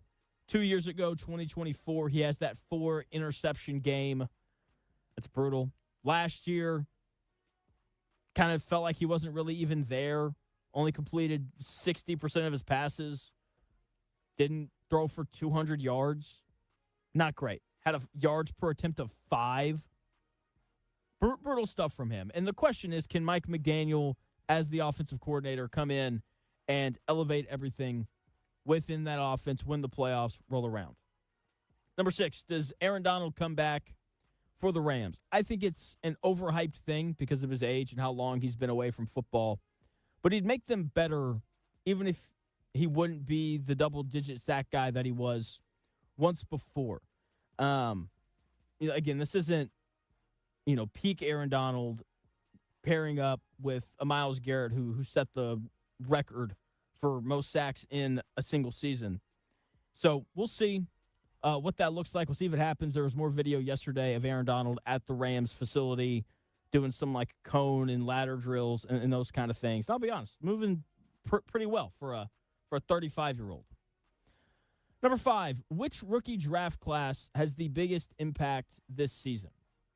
So last year, part of why the Patriots went to the Super Bowl is because that rookie class that they had was incredible. Will Campbell started at left tackle, 4th overall pick. Jared Wilson, 95th overall pick, started every game at left guard. Travion Henderson, 38th overall pick, gave their offense some much-needed explosiveness from the running back spot. They drafted Craig Woodson in the 5th round, and he started for them at safety every game but 2, and they had a rookie kicker. Rookie classes can elevate a team. And I think that is one of the hopes for the Indianapolis Colts this season. We were, I asked the question earlier, who's the surprise team going to be? And I think that the case for the Colts to be that would be for C.J. Allen and A.J. Halsey to come in and immediately be guys that change this defense for the better for the Indianapolis Colts. Can C.J. Allen come in and be a guy who racks up 15 tackles for loss on the year? Can A.J. Halsey be a guy who consistently takes the football away? Okay, can those guys come in and elevate everything on that defense? And then offensively / on special teams, can the Colts get lucky and take Deion Burks in the 7th round and him show up and be just this electric punt returner who sets the offense up with really good field position consistently? Can they have things like that happen? Because they're going to need it in order to be a team that is able to get back to the playoffs. Number 4, can the first-year coaches actually coach? Jesse Minter and Joe Brady have both been handed the reins to teams that expect to win the Super Bowl in the Baltimore Ravens and the Buffalo Bills. We don't even know if those guys are good head coaches yet. we're going to find out week 1, potentially, when the Ravens play against the Colts. But being a great coordinator doesn't always mean that you're going to be some great head coach. It's not a one-to-one thing, even though I do think that coaches in the NFL, and I think Shane Steichen's a good example of this, have done a good job of shifting responsibilities to whatever they're good at. For example, Shane Steichen is much more involved in the Colts offense than he is in their defense, because ultimately he's more of an offensive-minded guy, and they've gone out and they've hired a guy in Lou Anarumo who doesn't really need Coach Steichen's help at all when it comes to prepping the defense. So can these first-year coaches actually coach? If Jesse Minter and Joe Brady can, then, maybe we see a Ravens-Bills AFC Championship game. I know it feels like we've been asking that question for the last 5 years, and it hasn't happened yet. Number 3, does the NFC West beat themselves up too much? It's the best division in football, unless the electric substation takes out the 49ers before the year starts. That substation, just incredible. It wasn't a problem last year because the Seahawks obviously won the Super Bowl. They met the Rams in the NFC Championship game, but do tough divisional games lead to the Seahawks not being the 1 seed? We'll see if it happens or not. Number 2, how much better do Caleb Williams and future Hammond Bears, how much better do Drake May and future Hammond Bears quarterback Williams look this year?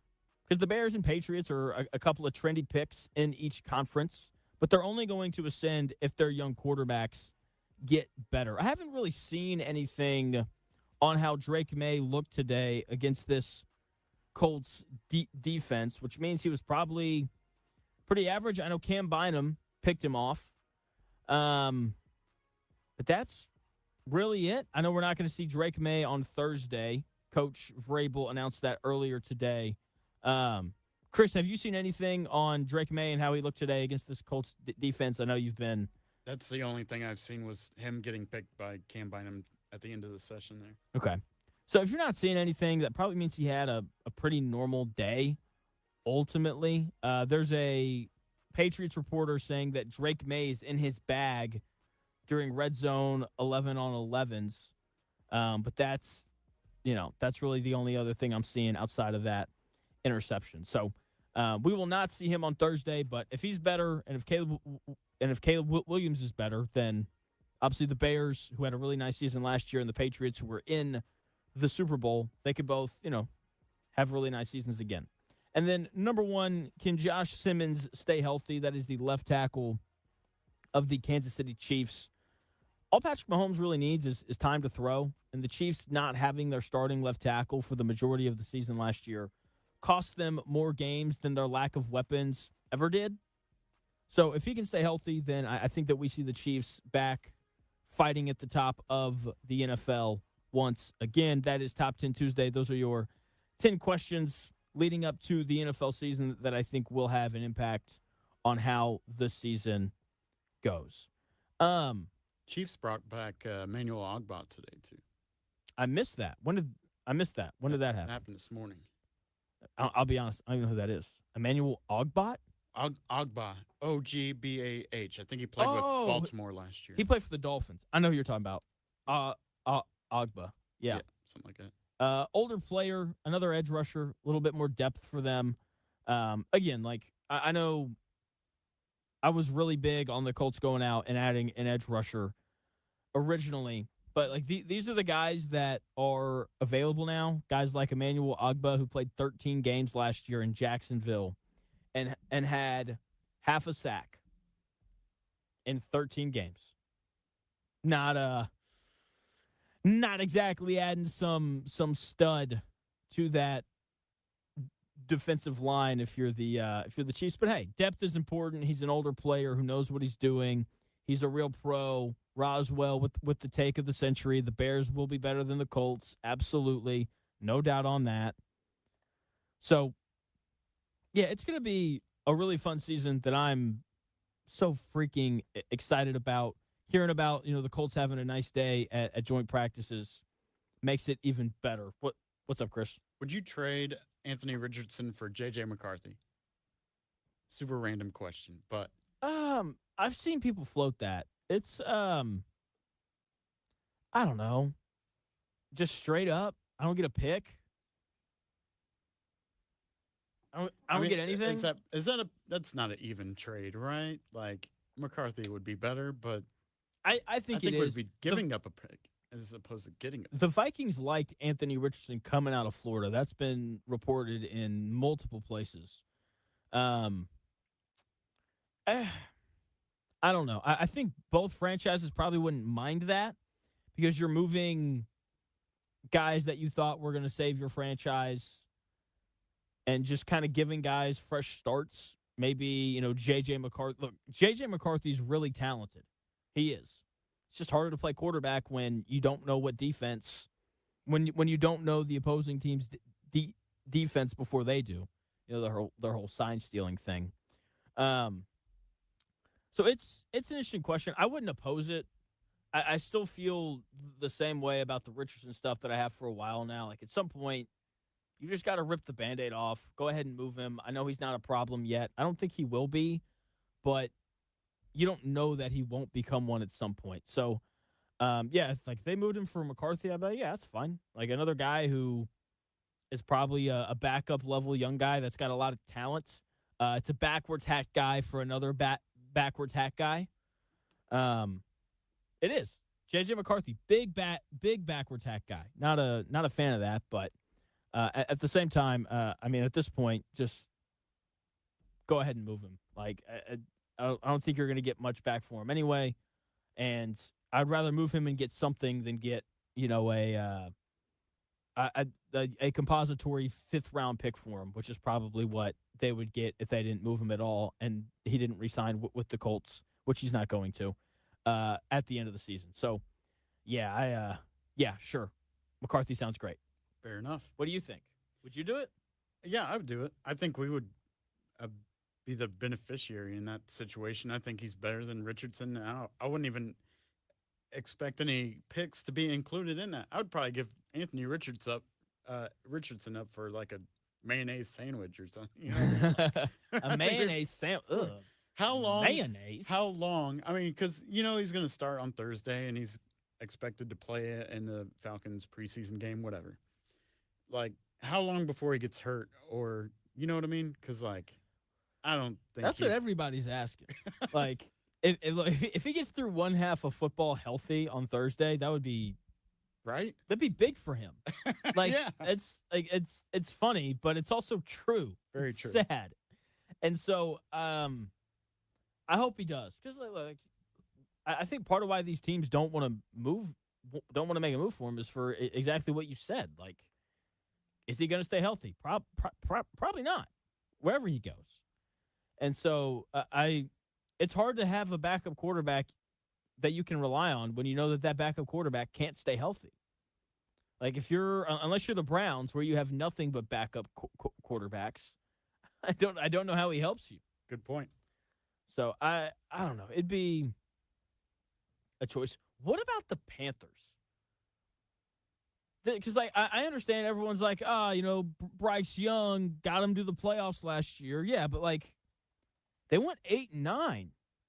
It wasn't like Bryce Young was some incredible quarterback last year. Yeah, he barely threw for 3,000 yards, which in 17 games that's pretty pitiful.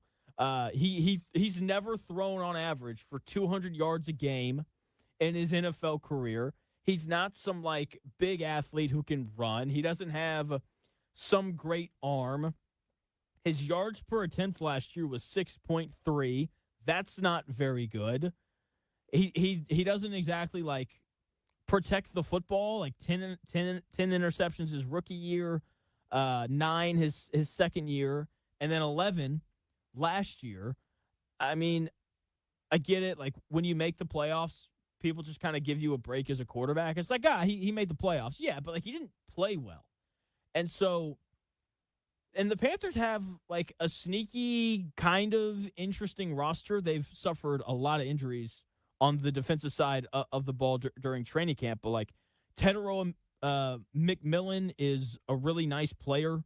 Probably going to emerge as a top 10 receiver at some point in his career. Probably won't happen this year. I like Chuba Hubbard or Chuba Hubbard, however you're supposed to say it. Jonathan Brooks is a really good running back out of Texas that they took a couple of years ago. That's like finally healthy and going to be ready to go. I love Jalen Coker. I'm a cokehead in that in that capacity. John Mechie's a backup there. Xavier Legette, who has the best voice in all of the NFL, is there as well. So, like, they've got 3 really nice receivers. They've done a lot of work on the offensive line. The problem is Bryce Young's their starting quarterback. And their head coach, I can see his face, Dave Canales, has done a really good job developing and bringing Bryce Young along. Why not do it with 6'4", 215-pound Anthony Richardson? See if you can figure it out with that. Because, again, this is a really nice roster. Defensively as well, as I said, they've had some injuries, but like Jalen Phillips is a good edge rusher. Derek Brown's one of the best players in the NFL. No one ever wants to talk about. At corner, J.C. Horn's a stud. Mike Jackson's a really good player as well, opposite of him. So they have a really nice roster. They just need an upgraded quarterback. And I think it'd be very interesting if they were the team that decided to take a swing on Anthony Richardson. Yeah, with the injury to Haynes King, he's kind of week to week now after that preseason game. I think they should have traded Richardson for Andy Dalton back when they had the chance, but now Andy's in Philly. But hey, there's still the Browns and Joe Flacco, right? Is that where he's at now, Joe Flacco? He wasn't. He was in Cincinnati last year. That's right. Yeah, I don't know if he's there anymore. You're right.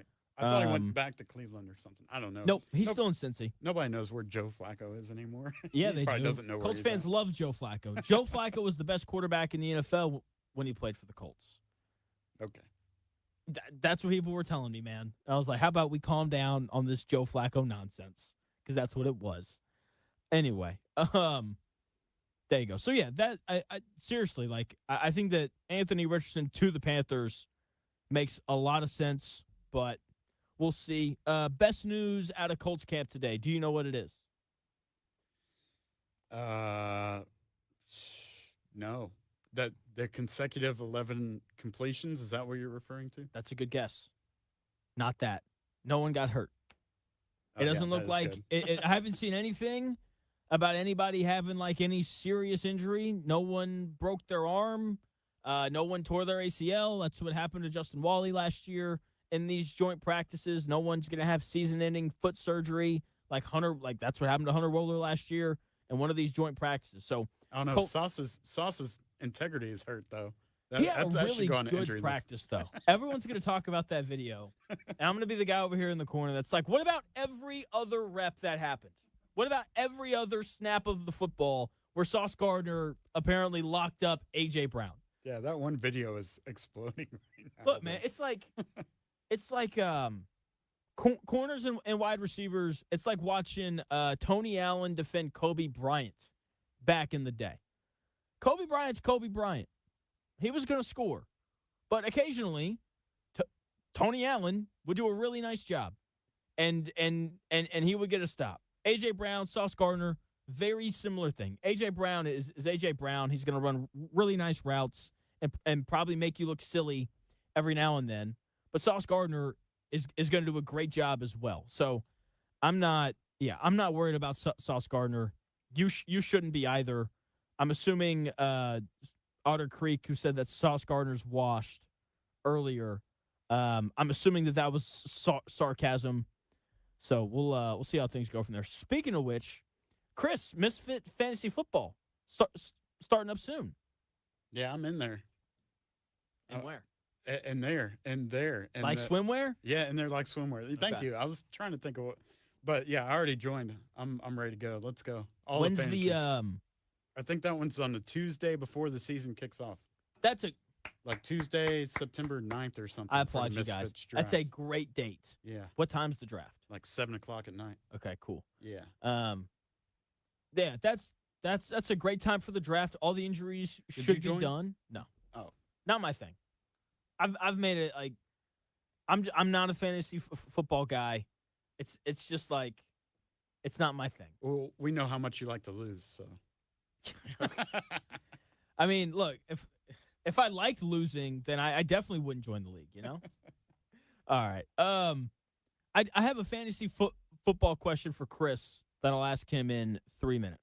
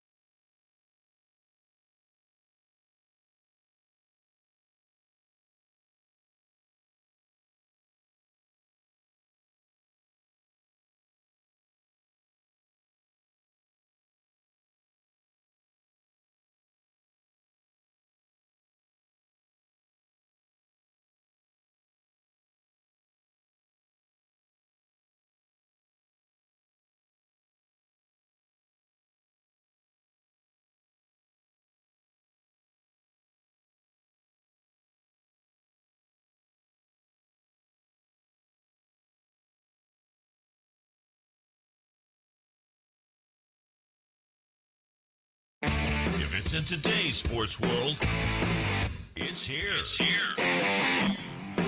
The real Jonathan Smith Show on Indy Sports Ticket 1430 AM, 93.9 HD2, and always on the free Indy Sports Ticket app.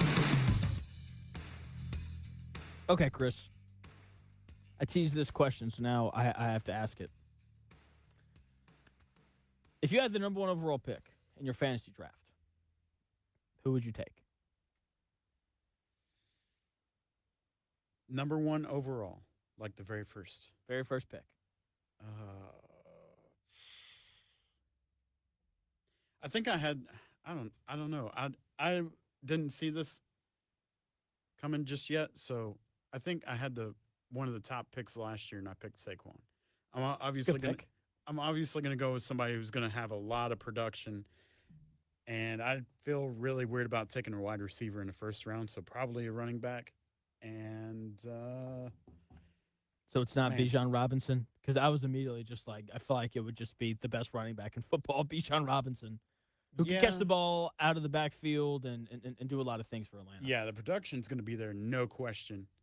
But I don't know about first pick. But this year, I may go with like a Justin Jefferson. You know what I'm saying? Or really, you like Kyler Murray that much? It's not so much about Kyler Murray; it's about Justin Jefferson. This is his 10th different quarterback in 7 seasons or something crazy like that. Yeah, he's ready to have like a really, really good season. Like he's due. Yeah, and last year, when he didn't have as good of a quarterback, he didn't have as good of a season. Also good. Another, like if I had to go wide receiver, I'd probably go with Puka too. Puka would be a good first-round pick as well. Puka's interesting. I have some hot takes on Puka Nacua that people would call me an idiot for. But hey, that's why they're hot takes. We don't have to do those, though. We'll save those for prediction week coming up here in a couple weeks. After Jonathan Taylor, who's the first Colt you would want to take in fantasy football? Tyler Warren. Oh, duh. Yeah. Best tight end in football. No doubt. Maybe. I don't know if he's the not best in tight end in football. I mean, I would probably, if Loveland was there, I'd probably take him above Tyler Warren. Really? Only because of there's no guarantee on how well Daniel Jones is going to play. I have faith in Tyler Warren, but not so much Daniel Jones. Yeah. Then again, Loveland in his situation, but also a tough kid. But there's also Brock Bowers too. So there is Brock Bowers. One of those three right. would.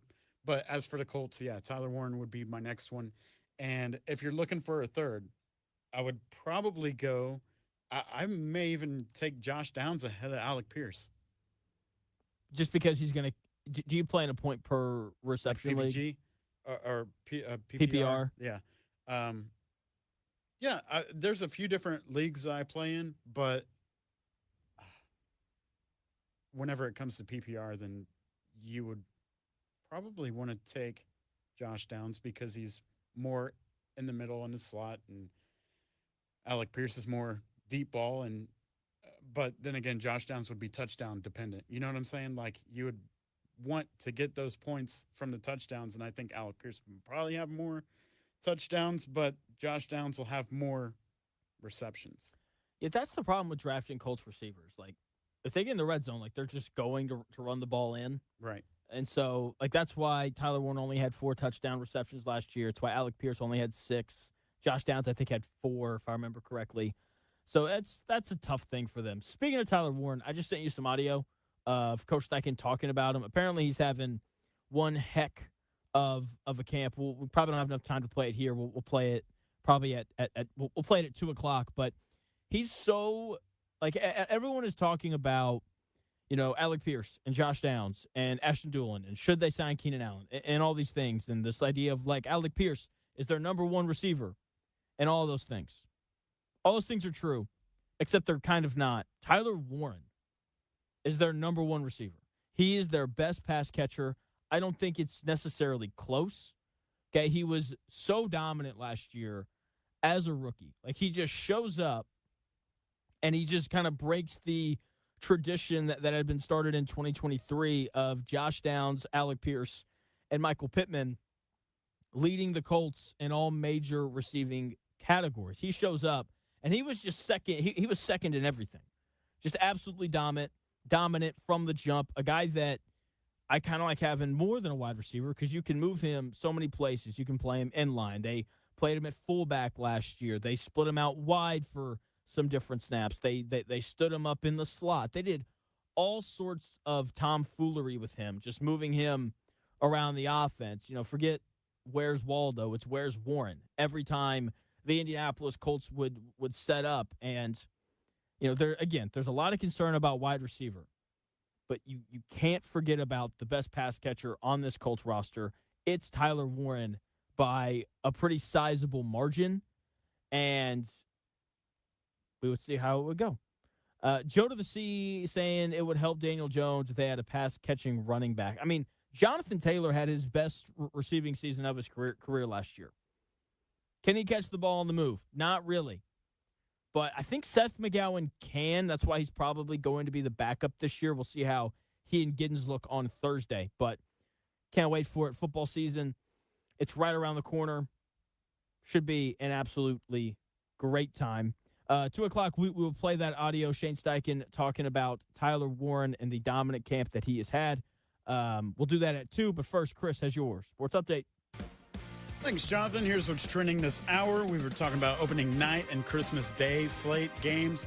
In the NBA, they have been revealed, and the Pacers, they will not have a game on either of those, but that's okay. NBA's opening day does include the Knicks and the Sixers in primetime. That's going to be a good one. Followed by the Spurs and the Thunder after that. Bronny James and, of course, father LeBron James. They'll make history on Christmas Day when they play each other, the Sixers against the Lakers at noon on Christmas. How about that? The Fever return to action tonight at Gainbridge Fieldhouse against the New York Liberty. You can find that one on ESPN at 7:30. Caitlin Clark avoided a 1-game suspension after the technical foul in Saturday's game was rescinded.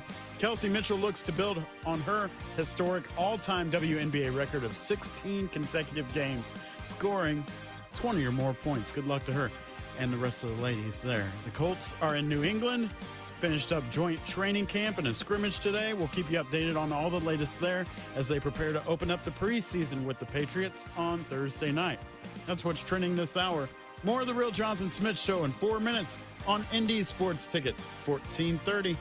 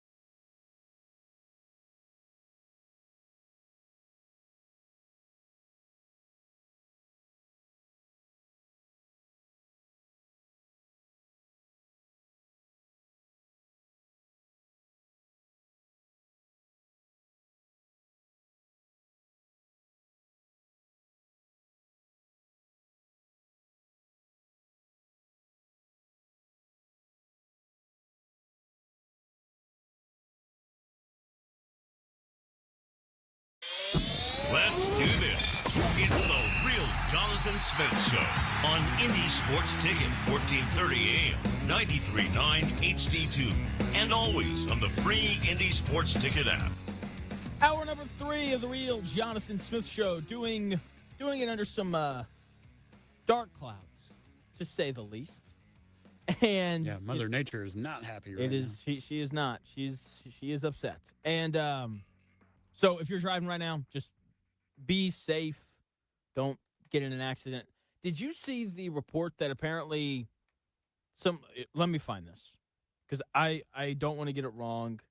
And when I saw it, it made me upset, but it also made a lot of sense. Here we go. According to Fox 59, charges have been filed against 2 former Indiana BMV employees for their alleged roles in a scheme that resulted in over 300 people receiving a driver's license or learner's permit without passing the written driver's test. I did see that. Makes so much sense. Yeah. Except they're missing a zero, though. It's like 3,000 people. Absolutely. And I drive by all of them every morning. Every day. You see those people. Yeah, it's pretty wild. Yeah. Insane stuff.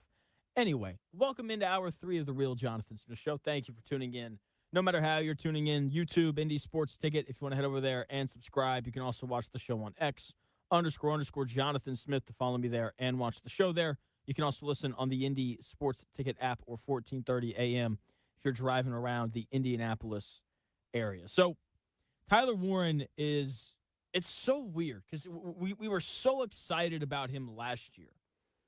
And he shows up, and he has this incredible season as a rookie, voted the 5th best tight end in football according to general managers across the NFL. And for some reason, whenever we talk about the pass-catching situation with the Indianapolis Colts, it seems like a lot of people forget that guy is on this Colts team. Meanwhile, he's having an incredible camp. Here is Coach Steichen on the Pat McAfee Show earlier today talking about the training camp success Tyler Warren has had so far. Yeah, Coach, there was tweets out there that Tyler Warren did feast today. How huge is it to see him go from his rookie year to his second year? And he obviously knows the playbook a lot better now. His time with Daniel Jones is a lot more now. How's it feel, Tyler Warren, out there today, the tweets about him feasting, and how's he looked? Yeah, he looks phenomenal. He's having a hell of a camp right now. Just trying to get the matchups with him any way we can, find different ways to use them. And grow from there. Like I said, he's just a tremendous player that we try to, get him the ball any way we can. Do you? Yes, we do. Yes, we do. Okay, all right. I just want to make sure. You and our last conversation, I was just wondering if we were cool. Pat McAfee, Shane Steichen, right there, talking about Tyler Warren and how great of a training camp he's had so far. So, I think it was the offseason. It was the draft right before Shane Steichen's second season in the NFL. A reporter asked him if they were looking for a jack, and Coach Steichen was like, "I don't know what that is." And a jack is basically just a guy that you can, or a joker. That's what he called him, a joker, just a guy that you can kind of move all over the field. And Steichen was like, "I like that, but no, we're not." And that is what Tyler Warren has become. For the Indianapolis Colts, he is a joker. You can put him anywhere on the board, and he makes sense there. He finds a way to work there, whether you want to split him out wide, stand him up in the slot. No bell for that? No? Okay. Sorry. No, it's it okay. was there. Okay, I was like, usually there's like a, all good. So, anyway, as I was saying, he's a guy that you can kind of move all over the field, and he's going to find a way to be successful. And we saw that from the Colts last year, right? They put him at fullback. They put him in the slot. They put his hand in the dirt. Chris, what's so funny? You want to know what's funny?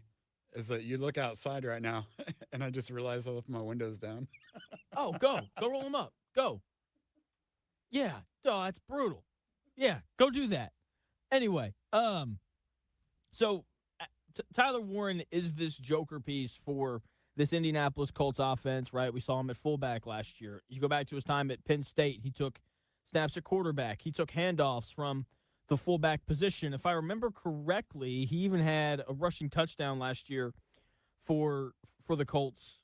Yeah, he did. Yeah, he had 6 carries last year right? And so this is a guy who can do all sorts of things, whether it's, run game, pass game, whatever.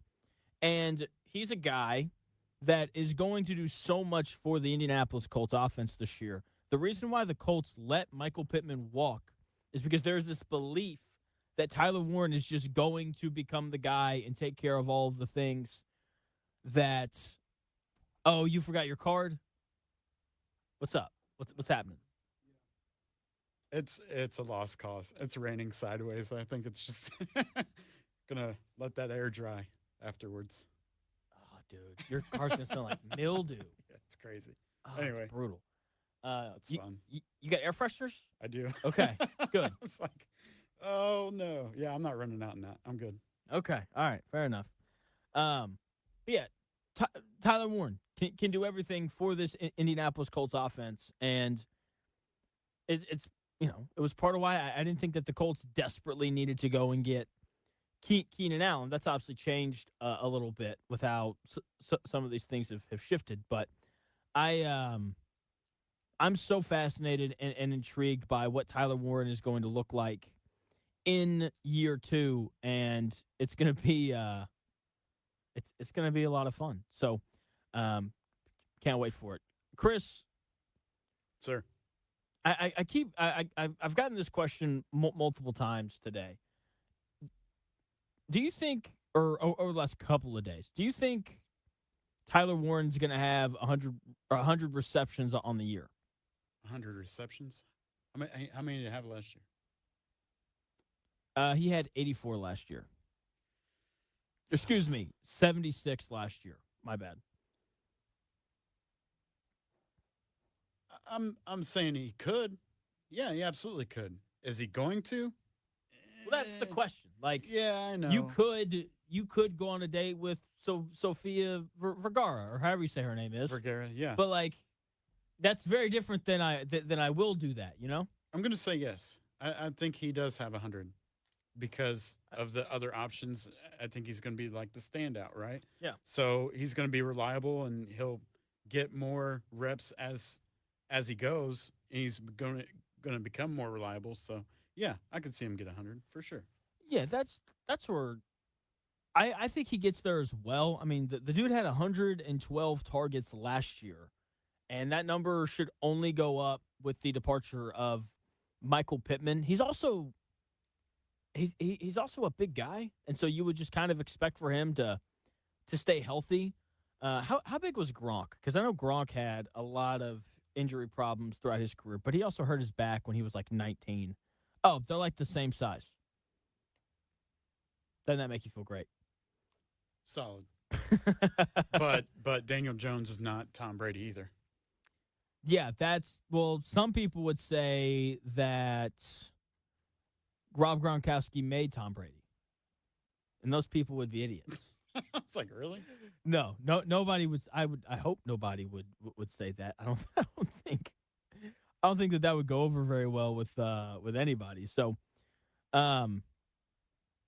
anyway, so Tyler Warren, very fascinated by what he's going to look like this year. And I'm also just kind of ready to know when Alec Pierce is going to be back. This is one of the clouds that's hanging over the Indianapolis Colts right now. It's that Alec Pierce isn't back yet. He's the guy that the Colts committed $114 million to this offseason. And for him to not be able to play early in the season, it'd be like buying a high-end luxury car, parking it in your driveway, but leaving the engine on blocks in the garage. Like that's kind of pointless. Now, Chris Ballard originally said that they expected him back the first or second week of camp. Then Coach Steichen said that there's no timetable for his return. There still is no timetable, according to Chris Ballard today. But Adam Schefter went on the Pat McAfee show yesterday and provided an update on Alec Pierce's ankle. Here it is. They continue to say that they believe he'll be back by the start of the season, but he still hasn't practiced yet. Apparently, he got another shot in that knee to help it along. Oh, boy. And again, he's not out there. But it's hard for me to imagine that they're going to invest over $100 million, give him the huge money that they did, have him lead off your free agent show where you break the news of Alec Pierce re-signing with the Colts on a 4-year, $114 million deal. And then all of a sudden, he's not going to be ready for the start. I think he will be. Okay. And they're being smart and cautious. They're taking their time with him. He's just not there yet right now. And Josh Downs hurt his groin, but that doesn't appear to be serious. He should be back in practice this week as well. Yeah, the Josh Downs groin thing, not a problem at all there from Adam Schefter. Josh Downs practiced today, and the shot in the knee that Adam Schefter referred to was actually in Alec Pierce's ankle, and it actually didn't happen. Okay, so there were, Adam Schefter has his report. There's some people from some local Indianapolis writers who reported that Alec Pierce got another shot in his ankle, but then Chris Ballard came out today and was like, no, that's not true. Not true at all.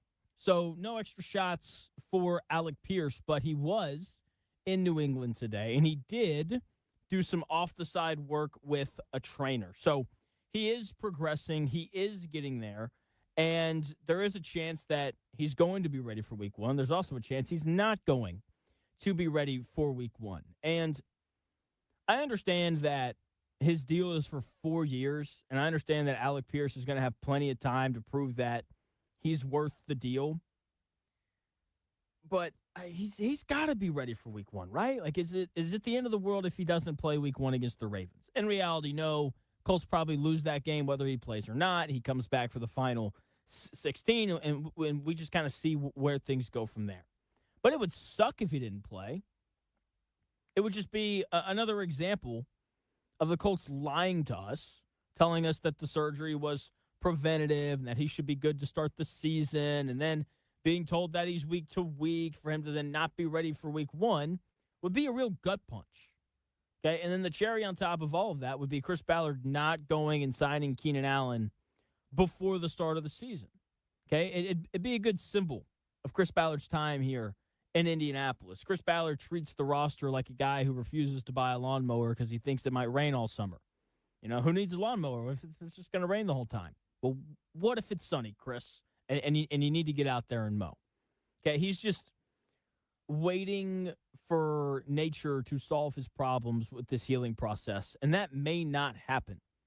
Also in that clip, Adam Schefter says that he thinks that Alec Pierce will be ready for week one because it's hard for him to imagine the Colts spending that much money on Alec Pierce for him to not be ready for week one. Tells me Adam Schefter has not spent much time looking at the Colts regime over the last decade. Okay, Adam Schefter is looking at the Colts like they're a Fortune 500 company run on logic, but in reality, the Colts under Ballard are run more like a family-owned hardware store where nobody wants to fix the leaky roof. This would just be another example of the incompetence of this Colts organization.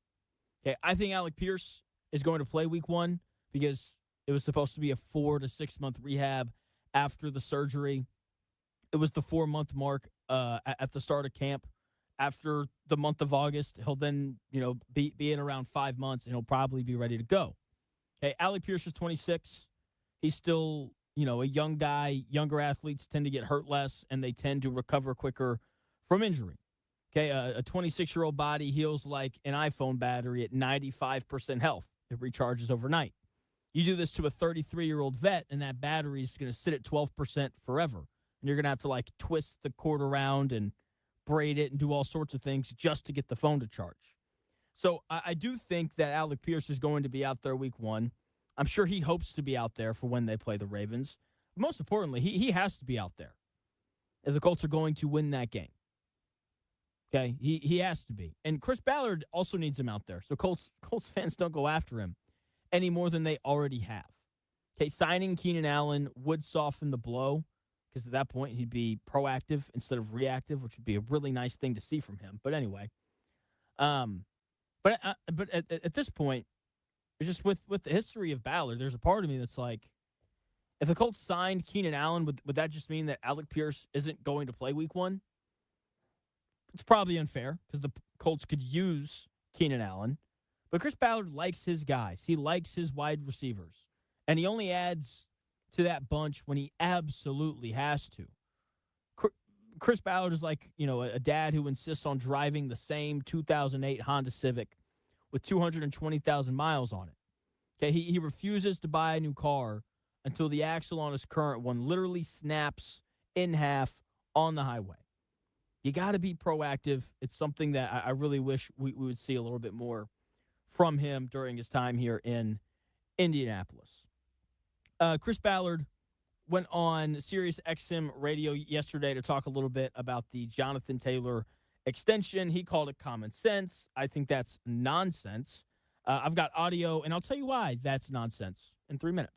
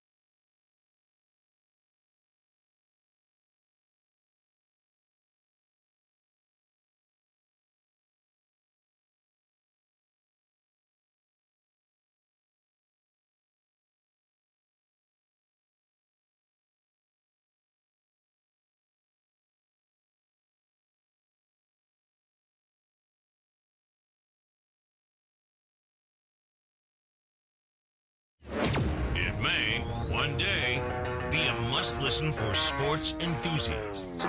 Yeah, and monkeys might fly out of my butt. Uh-oh. The Real Jonathan Smith Show. On Indy Sports Ticket 1430 AM, 93.9 HD2, and always on the free Indy Sports Ticket app. Yeah!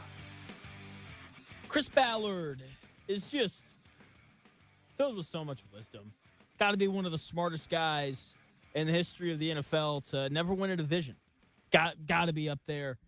Really, really smart guy. Welcome into the Real Jonathan Smith Show. Thanks for tuning in, no matter how you're tuning in, whether that's YouTube, X, the Indy Sports Ticket app, or 1430 a.m. And, Chris Ballard committed $114 million to a player coming off of ankle surgery who may not be ready for week 1.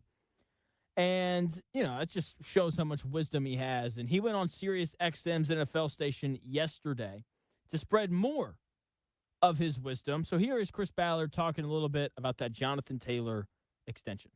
Yeah, there's some common sense that goes in. There's some common sense that goes into it. And it was almost like I look back and yesterday with the Hall of Fame ceremony with Roger Craig going in, who was a 1,000 guy and really a special player. I mean, when you have a player that's touching the ball, 350 times for you offensively, and then as unique as he is, those guys they don't grow on trees, and they're not hard to find. There's not 32 of them. We like where Jonathan's going. He's still young. That's the thing that, I know he's got a lot of mileage from college, but he is still a young man. He's 27 years old. From his body, he keeps it he's in unbelievable shape. So we look forward to him having a big season and going forward, thinking he can play for a few more years. Chris Ballard right there talking about the Jonathan Taylor extension, and he laughs, calls the extension common sense, and 27, had a lot of carries, but he's still young, takes good care of his body. Very few things in the NFL are straightforward common sense. And all of those straightforward common sense options have to do with positions of importance. For example, pay Patrick Mahomes, Josh Allen, Matthew Stafford, and every other elite quarterback in the NFL as much as is required to keep them on your team. That is common sense. It's like putting money into blue chip tech stocks. Okay, you don't panic on the volatility because long term you know that you're going to win in the market. Pay the best left tackles in the NFL, whatever the market rate is. Common sense, straightforward option. Pay premier pass rushers whatever they want. When you have guys like Penei Sewell and Myles Garrett or one of the other special talents at important positions, pay them, extend them. Those decisions are common sense. Paying a running back is never common sense. It's buying a brand new sports car off the lot. The second you sign the papers and drive off, it loses 20% of its value. And 2 years later, you're paying top dollar for oil leaks and brake repairs. Especially one on his third contract that's 27 years old. Jonathan Taylor has 1,738 career touches. He has a Fetty Whopping of touches in his career. Chris's new favorite terminology. You're going to need to pick a new term so that we understand what you're talking about. What's a musical number term, that I wouldn't get that you would? 30, 31, 50. Yeah, no idea. Okay. What's that mean? I don't remember what it means, but it's It's okay. What was it from? Stone Sour. I think it was about freeing Tibet or something similar to that. I don't know. Freeing Tibet? Yeah. I don't know You just asked me for numbers. You didn't ask for an explanation. Well, yeah, but I could tell you what Fetty Whopping means. It just means 1,738 or 1738. That's all that it means. It's pretty simple. You couldn't think of anything else. For what? For Fetty Whopping? Yeah. I mean, I don't know. What else could it mean? I don't know. Come up with something else. I mean, I said what it was before I called it a Fetty Whopping, to be fair. Okay. Anyway. He has 1,007. Fetty Whopping. Huh? I'm over here Fetty Whopping. You're over there. What do you have 1,738 of? I don't know. Okay. That's not what I was talking about. Never mind. What are you doing over there? Now I'm concerned. What else could Fetty Whopping mean? What do you mean, Chris? What are you doing over there right now? Okay. That's nasty. You asked. I don't know. Why are you doing that in the studio? Jeez. Anyway, Jonathan Taylor has 1,738 touches in his career. That should not be a common sense extension. Well, he takes care of his body. Yep, takes care of his body so well that he's only played a complete season in the NFL twice. Do you know who else took excellent care of his body? Todd Gurley. His final year in the NFL came at 26 years old with just over 1,700 career touches. Emmitt Smith is one of the best running backs ever. His final great season came at 26. He was still good for a while. I'm not saying that was his last good year, but it wasn't the same after that 1995 season. Still a good player, but not the elite top caliber running back that he was earlier on in his career. LaDainian Tomlinson, his last great season came when he was 27 years old. He was still good after that, but he wasn't the same. Jonathan Taylor is 27 this year. He's probably going to be good this year if he can stay healthy. And it's a big if. Again, 6 years in the NFL, only 2 completely full seasons of him being healthy. Okay? At some point, like, things are going to go off. Now, that being said, I think he's going to be good this year. Okay, but what about the next 2 years when his deal kicks in that has him as the 3rd highest paid running back in football? Is he going to be that good? History, minus Derrick Henry, says he won't be. Okay, he's not Derrick Henry. He's not bigger than the guys that are tackling him. Jonathan Taylor seems like an incredibly hard worker. And look, and I do believe that he takes care of himself. I mean, just look at the guy. But father time comes for everyone, and he comes a little faster for the guys who get hit all the time. Yeah. Absolutely. No doubt about it. It's like owning an iPhone. You can put a heavy-duty OtterBox case on your phone. You can keep the screen spotless, but by year 3, the battery holds a 40% charge and the software starts slowing down. It's just hardware physics. Okay, again, I think Jonathan Taylor plays well this year. But those 2 years of his extension, I'm not convinced are going to go that well. Because he'll be older. He'll be 28, 29, pushing 30.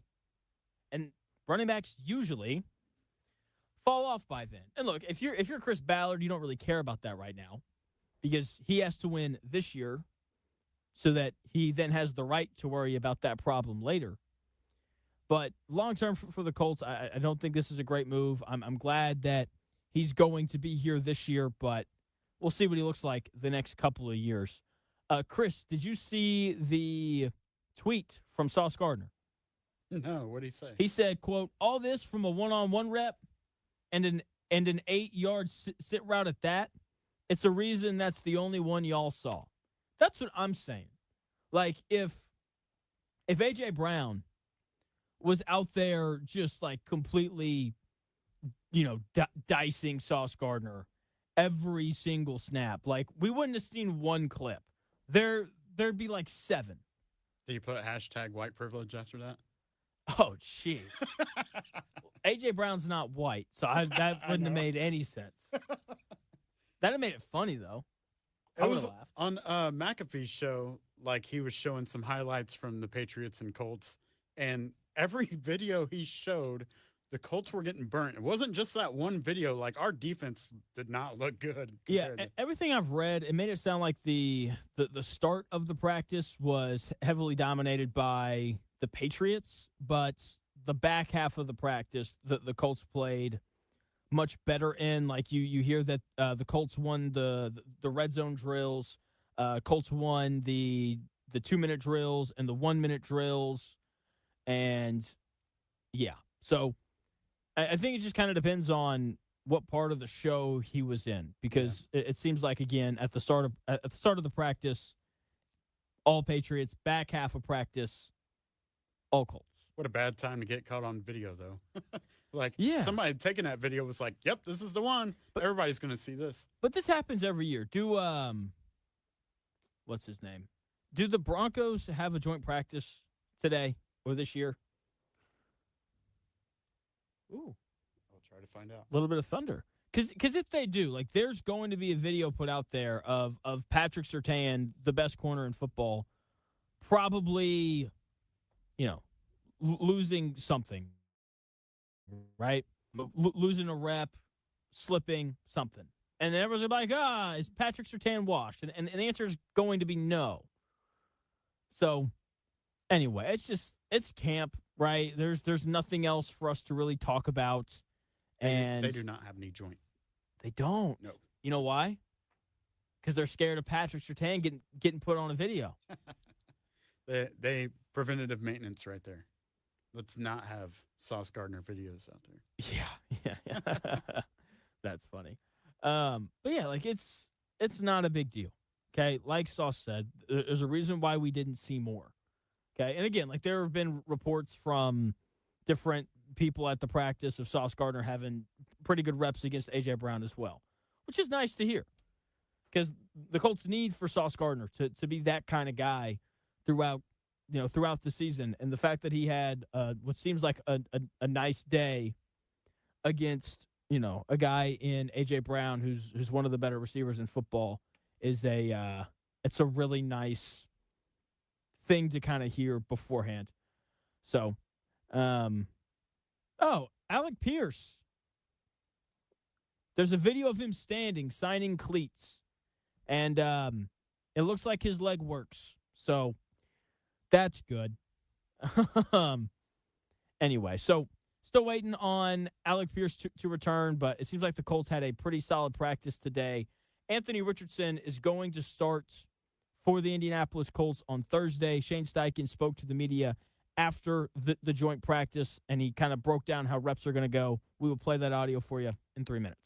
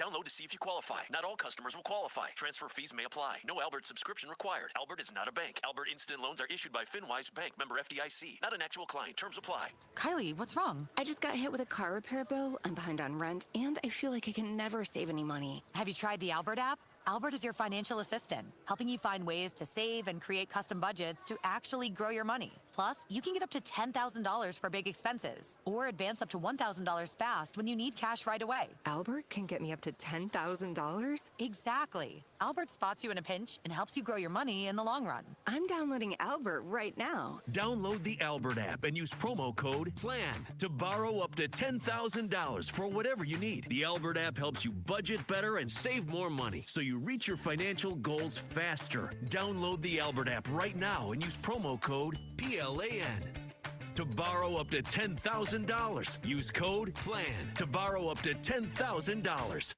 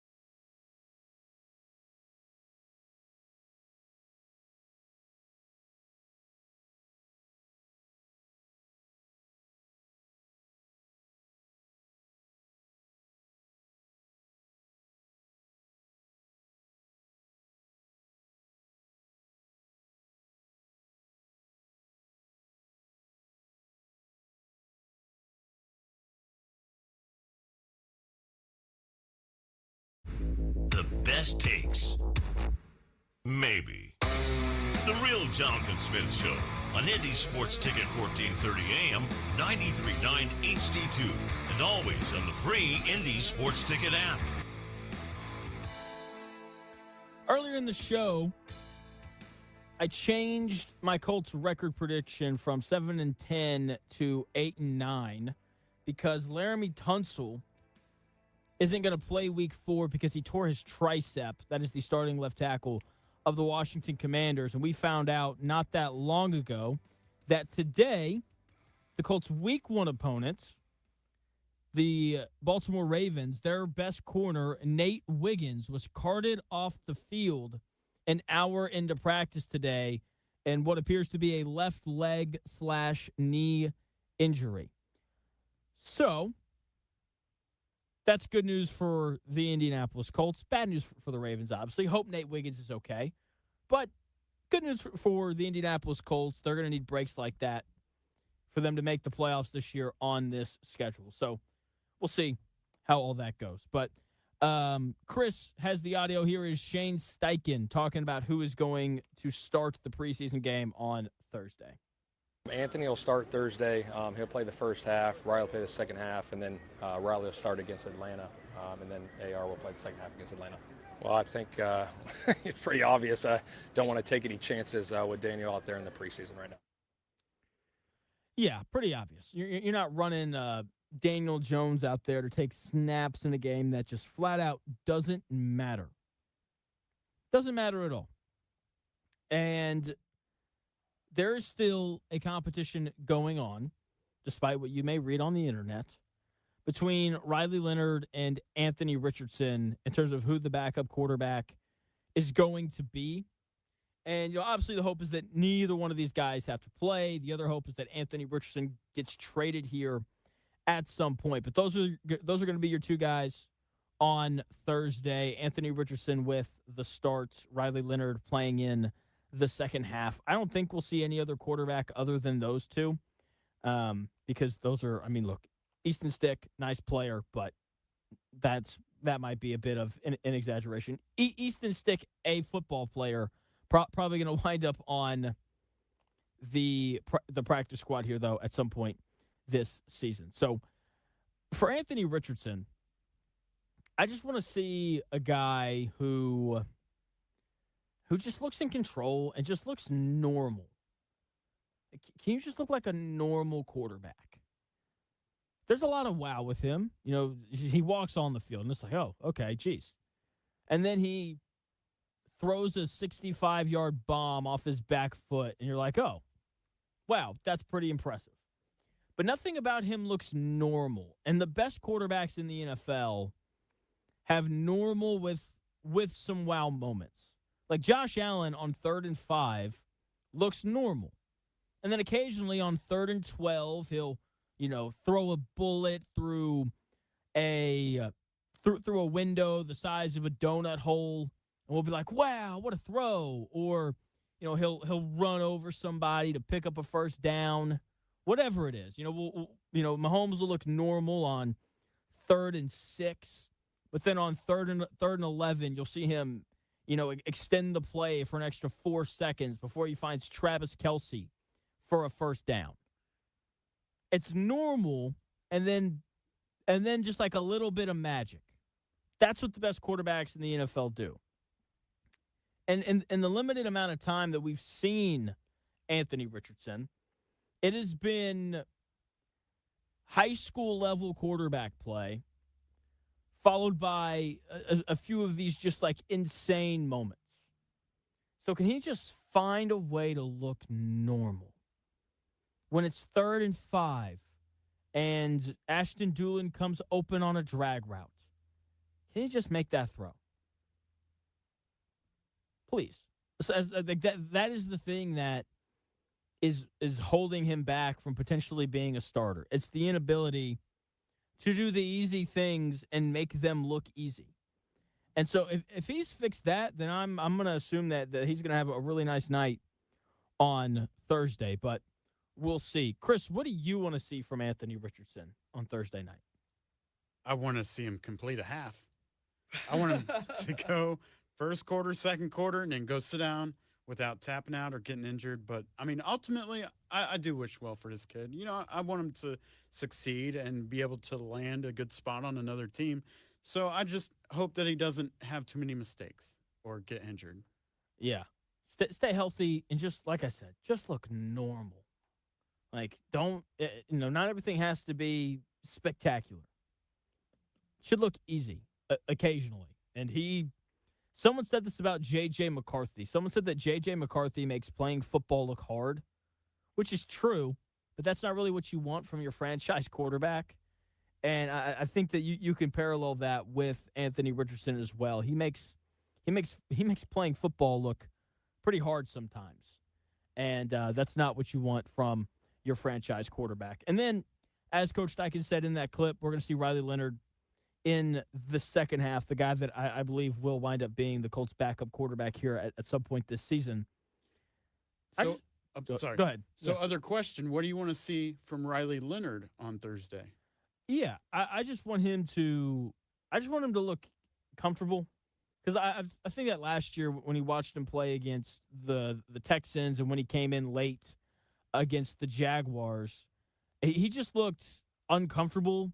He looked like everything was moving too fast for him, and I don't want to be too tough on him, because like he's a 6th-round pick. It's not like he was supposed. It's not like, if Kirk Cousins gets hurt this year and Mendoza comes in, like you expect for him to look ready. You expect for him to look like a starting NFL quarterback. That's not what you expect from a guy who's taken in the 6th round, right? So after a full off season and a full year of just like being in the system, I just want him to look comfortable. I don't want him to look sped up, because with him, I think it's fair to assume that Riley Leonard is going to do all of the easy things on Thursday. Like, if a guy's open on a slant route, I don't think he's going to miss that throw or anything like that. I think that he's athletic enough to extend plays and things if he needs to. So just do that. Just look like a capable backup, which is just all the normal stuff without any wow. That's really what I'm looking for from him, and I think he'll do that. I think he'll be just fine for the Colts on Thursday. How you explained Riley Leonard from last year is how we explained Daniel Jones from the Giants. He looked uncomfortable. He looked panicked. He never really got set. Could have just been a different offensive scheme, but yeah. Yeah, fair enough. Could have just been that terrible offensive line he was behind. That too. Could have been a lot of things. That, I don't want to pile on here, but those Giants teams had some real problems. But then again, when you look at the last year that he was there, he gets hurt, and then Tyrod Taylor comes in and goes 5-6. So, just want to point that out as well.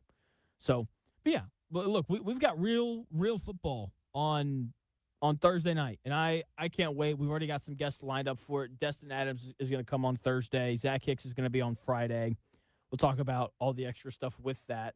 I'm still trying to find someone who was at Colts camp today that'd be willing to come on tomorrow and talk about everything that they saw. So we'll see if we can do that. Are you disappointed at all that you haven't heard anything about Mike Vrabel or anything? Seems like a quiet situation. I'm not surprised, man. They've all moved on from this stuff pretty quickly. Like it was a big story for 3 weeks or so. A month is probably a little more accurate. And then we haven't really heard anything about it since. We know that Diana Rossini and her husband aren't getting divorced, and we know that Mike Vrabel and his wife aren't getting divorced. And so I feel like that's kind of the next domino to drop. Whenever that's found out, we'll start hearing about more stuff that's going on. Fair enough. So, are you disappointed? A little bit. I was kind of looking for some extracurricular, outside stuff going on that we could talk about, but that's fine too. I'm glad it's ultimately working out, because those are personal lives. You know what I mean? So, yeah. Have you seen the opening night ticket prices to go to Knicks and 76ers for the opening night of the NBA season? I have not. I could only imagine. This is going to be at Madison Square Garden, is it?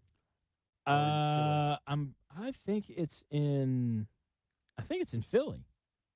Nope, you're right. You're right. Madison Square Garden. What's the lowest price ticket you could get for opening night? $2,000.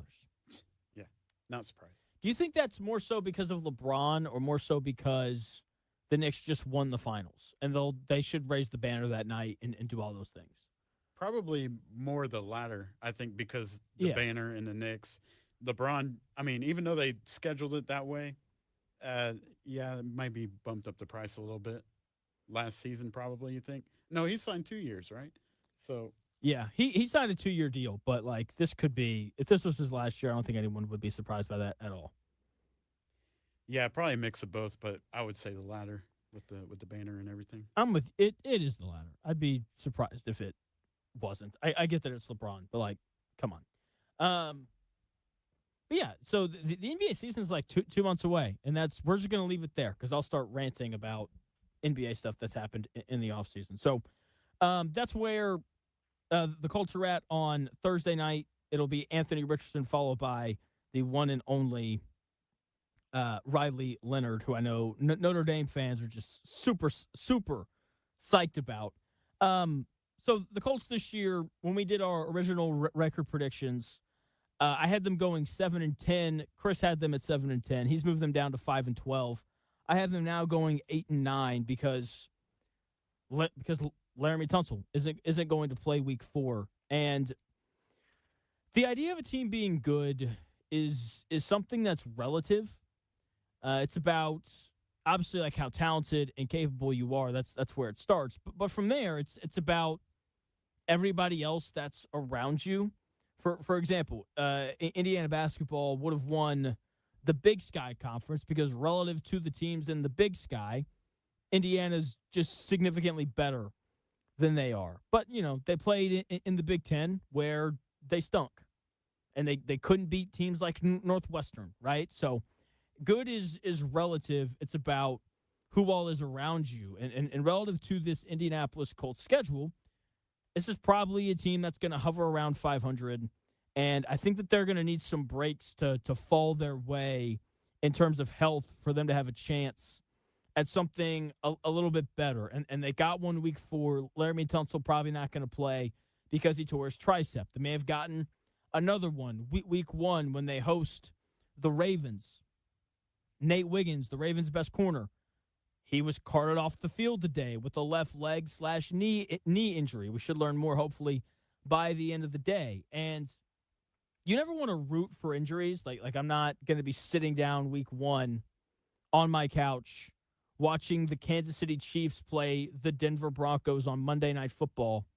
I'm not going to be sitting there like, take out Patrick Mahomes' knee, please. Like that would be terrible. I'm not going to do that. But like these are things that matter because in the grand scheme of things, if you're 10-7, no one cares that Laramie Tunsil didn't play week 4 and that Nate Wiggins didn't play week 1. And I think that in order for them to get through this schedule with a double-digit win season that would likely result in the playoffs, they're going to need breaks like that. Like they're going to need for Aaron Rodgers to not play week 5 when they go on the road to Pittsburgh. They're going to need for Kyler Murray to not play week 7 when they go on the road to Minnesota. Okay? Like they're going to need breaks like that, I think, in order for them to get there this season. And then they themselves are going to need some similar luck. They're going to need to not get hurt. And that is still the most important thing that has happened to the Indianapolis Colts so far throughout training camp. There is yet to be some catastrophic injury. They haven't had to pull the card out. They haven't had to do anything like that. Guys haven't limped off the field, followed up by Shane Steichen saying, yeah, it's pretty serious. We're going to wait to see what the trainers say. We haven't had any of that yet. Jonathan Taylor's healthy. Nick Cross isn't here, so he can't tackle Josh Downs in a non-tackling period and sprain his ankle. Nothing like that has happened, and this needs to continue to be a theme for the Colts throughout training camp and throughout the rest of the season, because this team doesn't have very much depth. Some of the starters I like, some of them I don't. Arden Key. Okay, I have a question. Did you see the Jalen Tuimoloau clip from earlier? No. What'd I miss? He's just schooled this offensive lineman for New England, a guy who's probably going to start for them this year. And, there's no one cares. Like, Sauce Gardner falls down. Everyone's like, Sauce Gardner sucks. And then there's nothing for, what's this guy's name here? Caleb Lamu, who just got dusted by a defensive end who didn't play last year or didn't record a sack in 13 games last year. That's a little more accurate. So, just noticing a little double standard here on our way out. Chris, what did we learn today? Before we get to that, just real quick, it's pretty urgent that you guys should know if you're out driving around, all lanes on I-70 are closed on the east side from Emerson to Post Road due to a hazmat spill. So if you're traveling out there around 70 East on the east side, Emerson to Post Road, stay away from that. Find a different route. So There you go. Thank you for that update. Let's get to what we learned today on The Real Jonathan Smith Show. All right, class. What did we learn today? All right, Jonathan, this has been the Don't Bother Me While I'm Fetty Whopping edition of The Real Jonathan Smith Show. And today we learned that we are 30 days away from the first NFL regular season game. As of today, 2026 is 61% complete.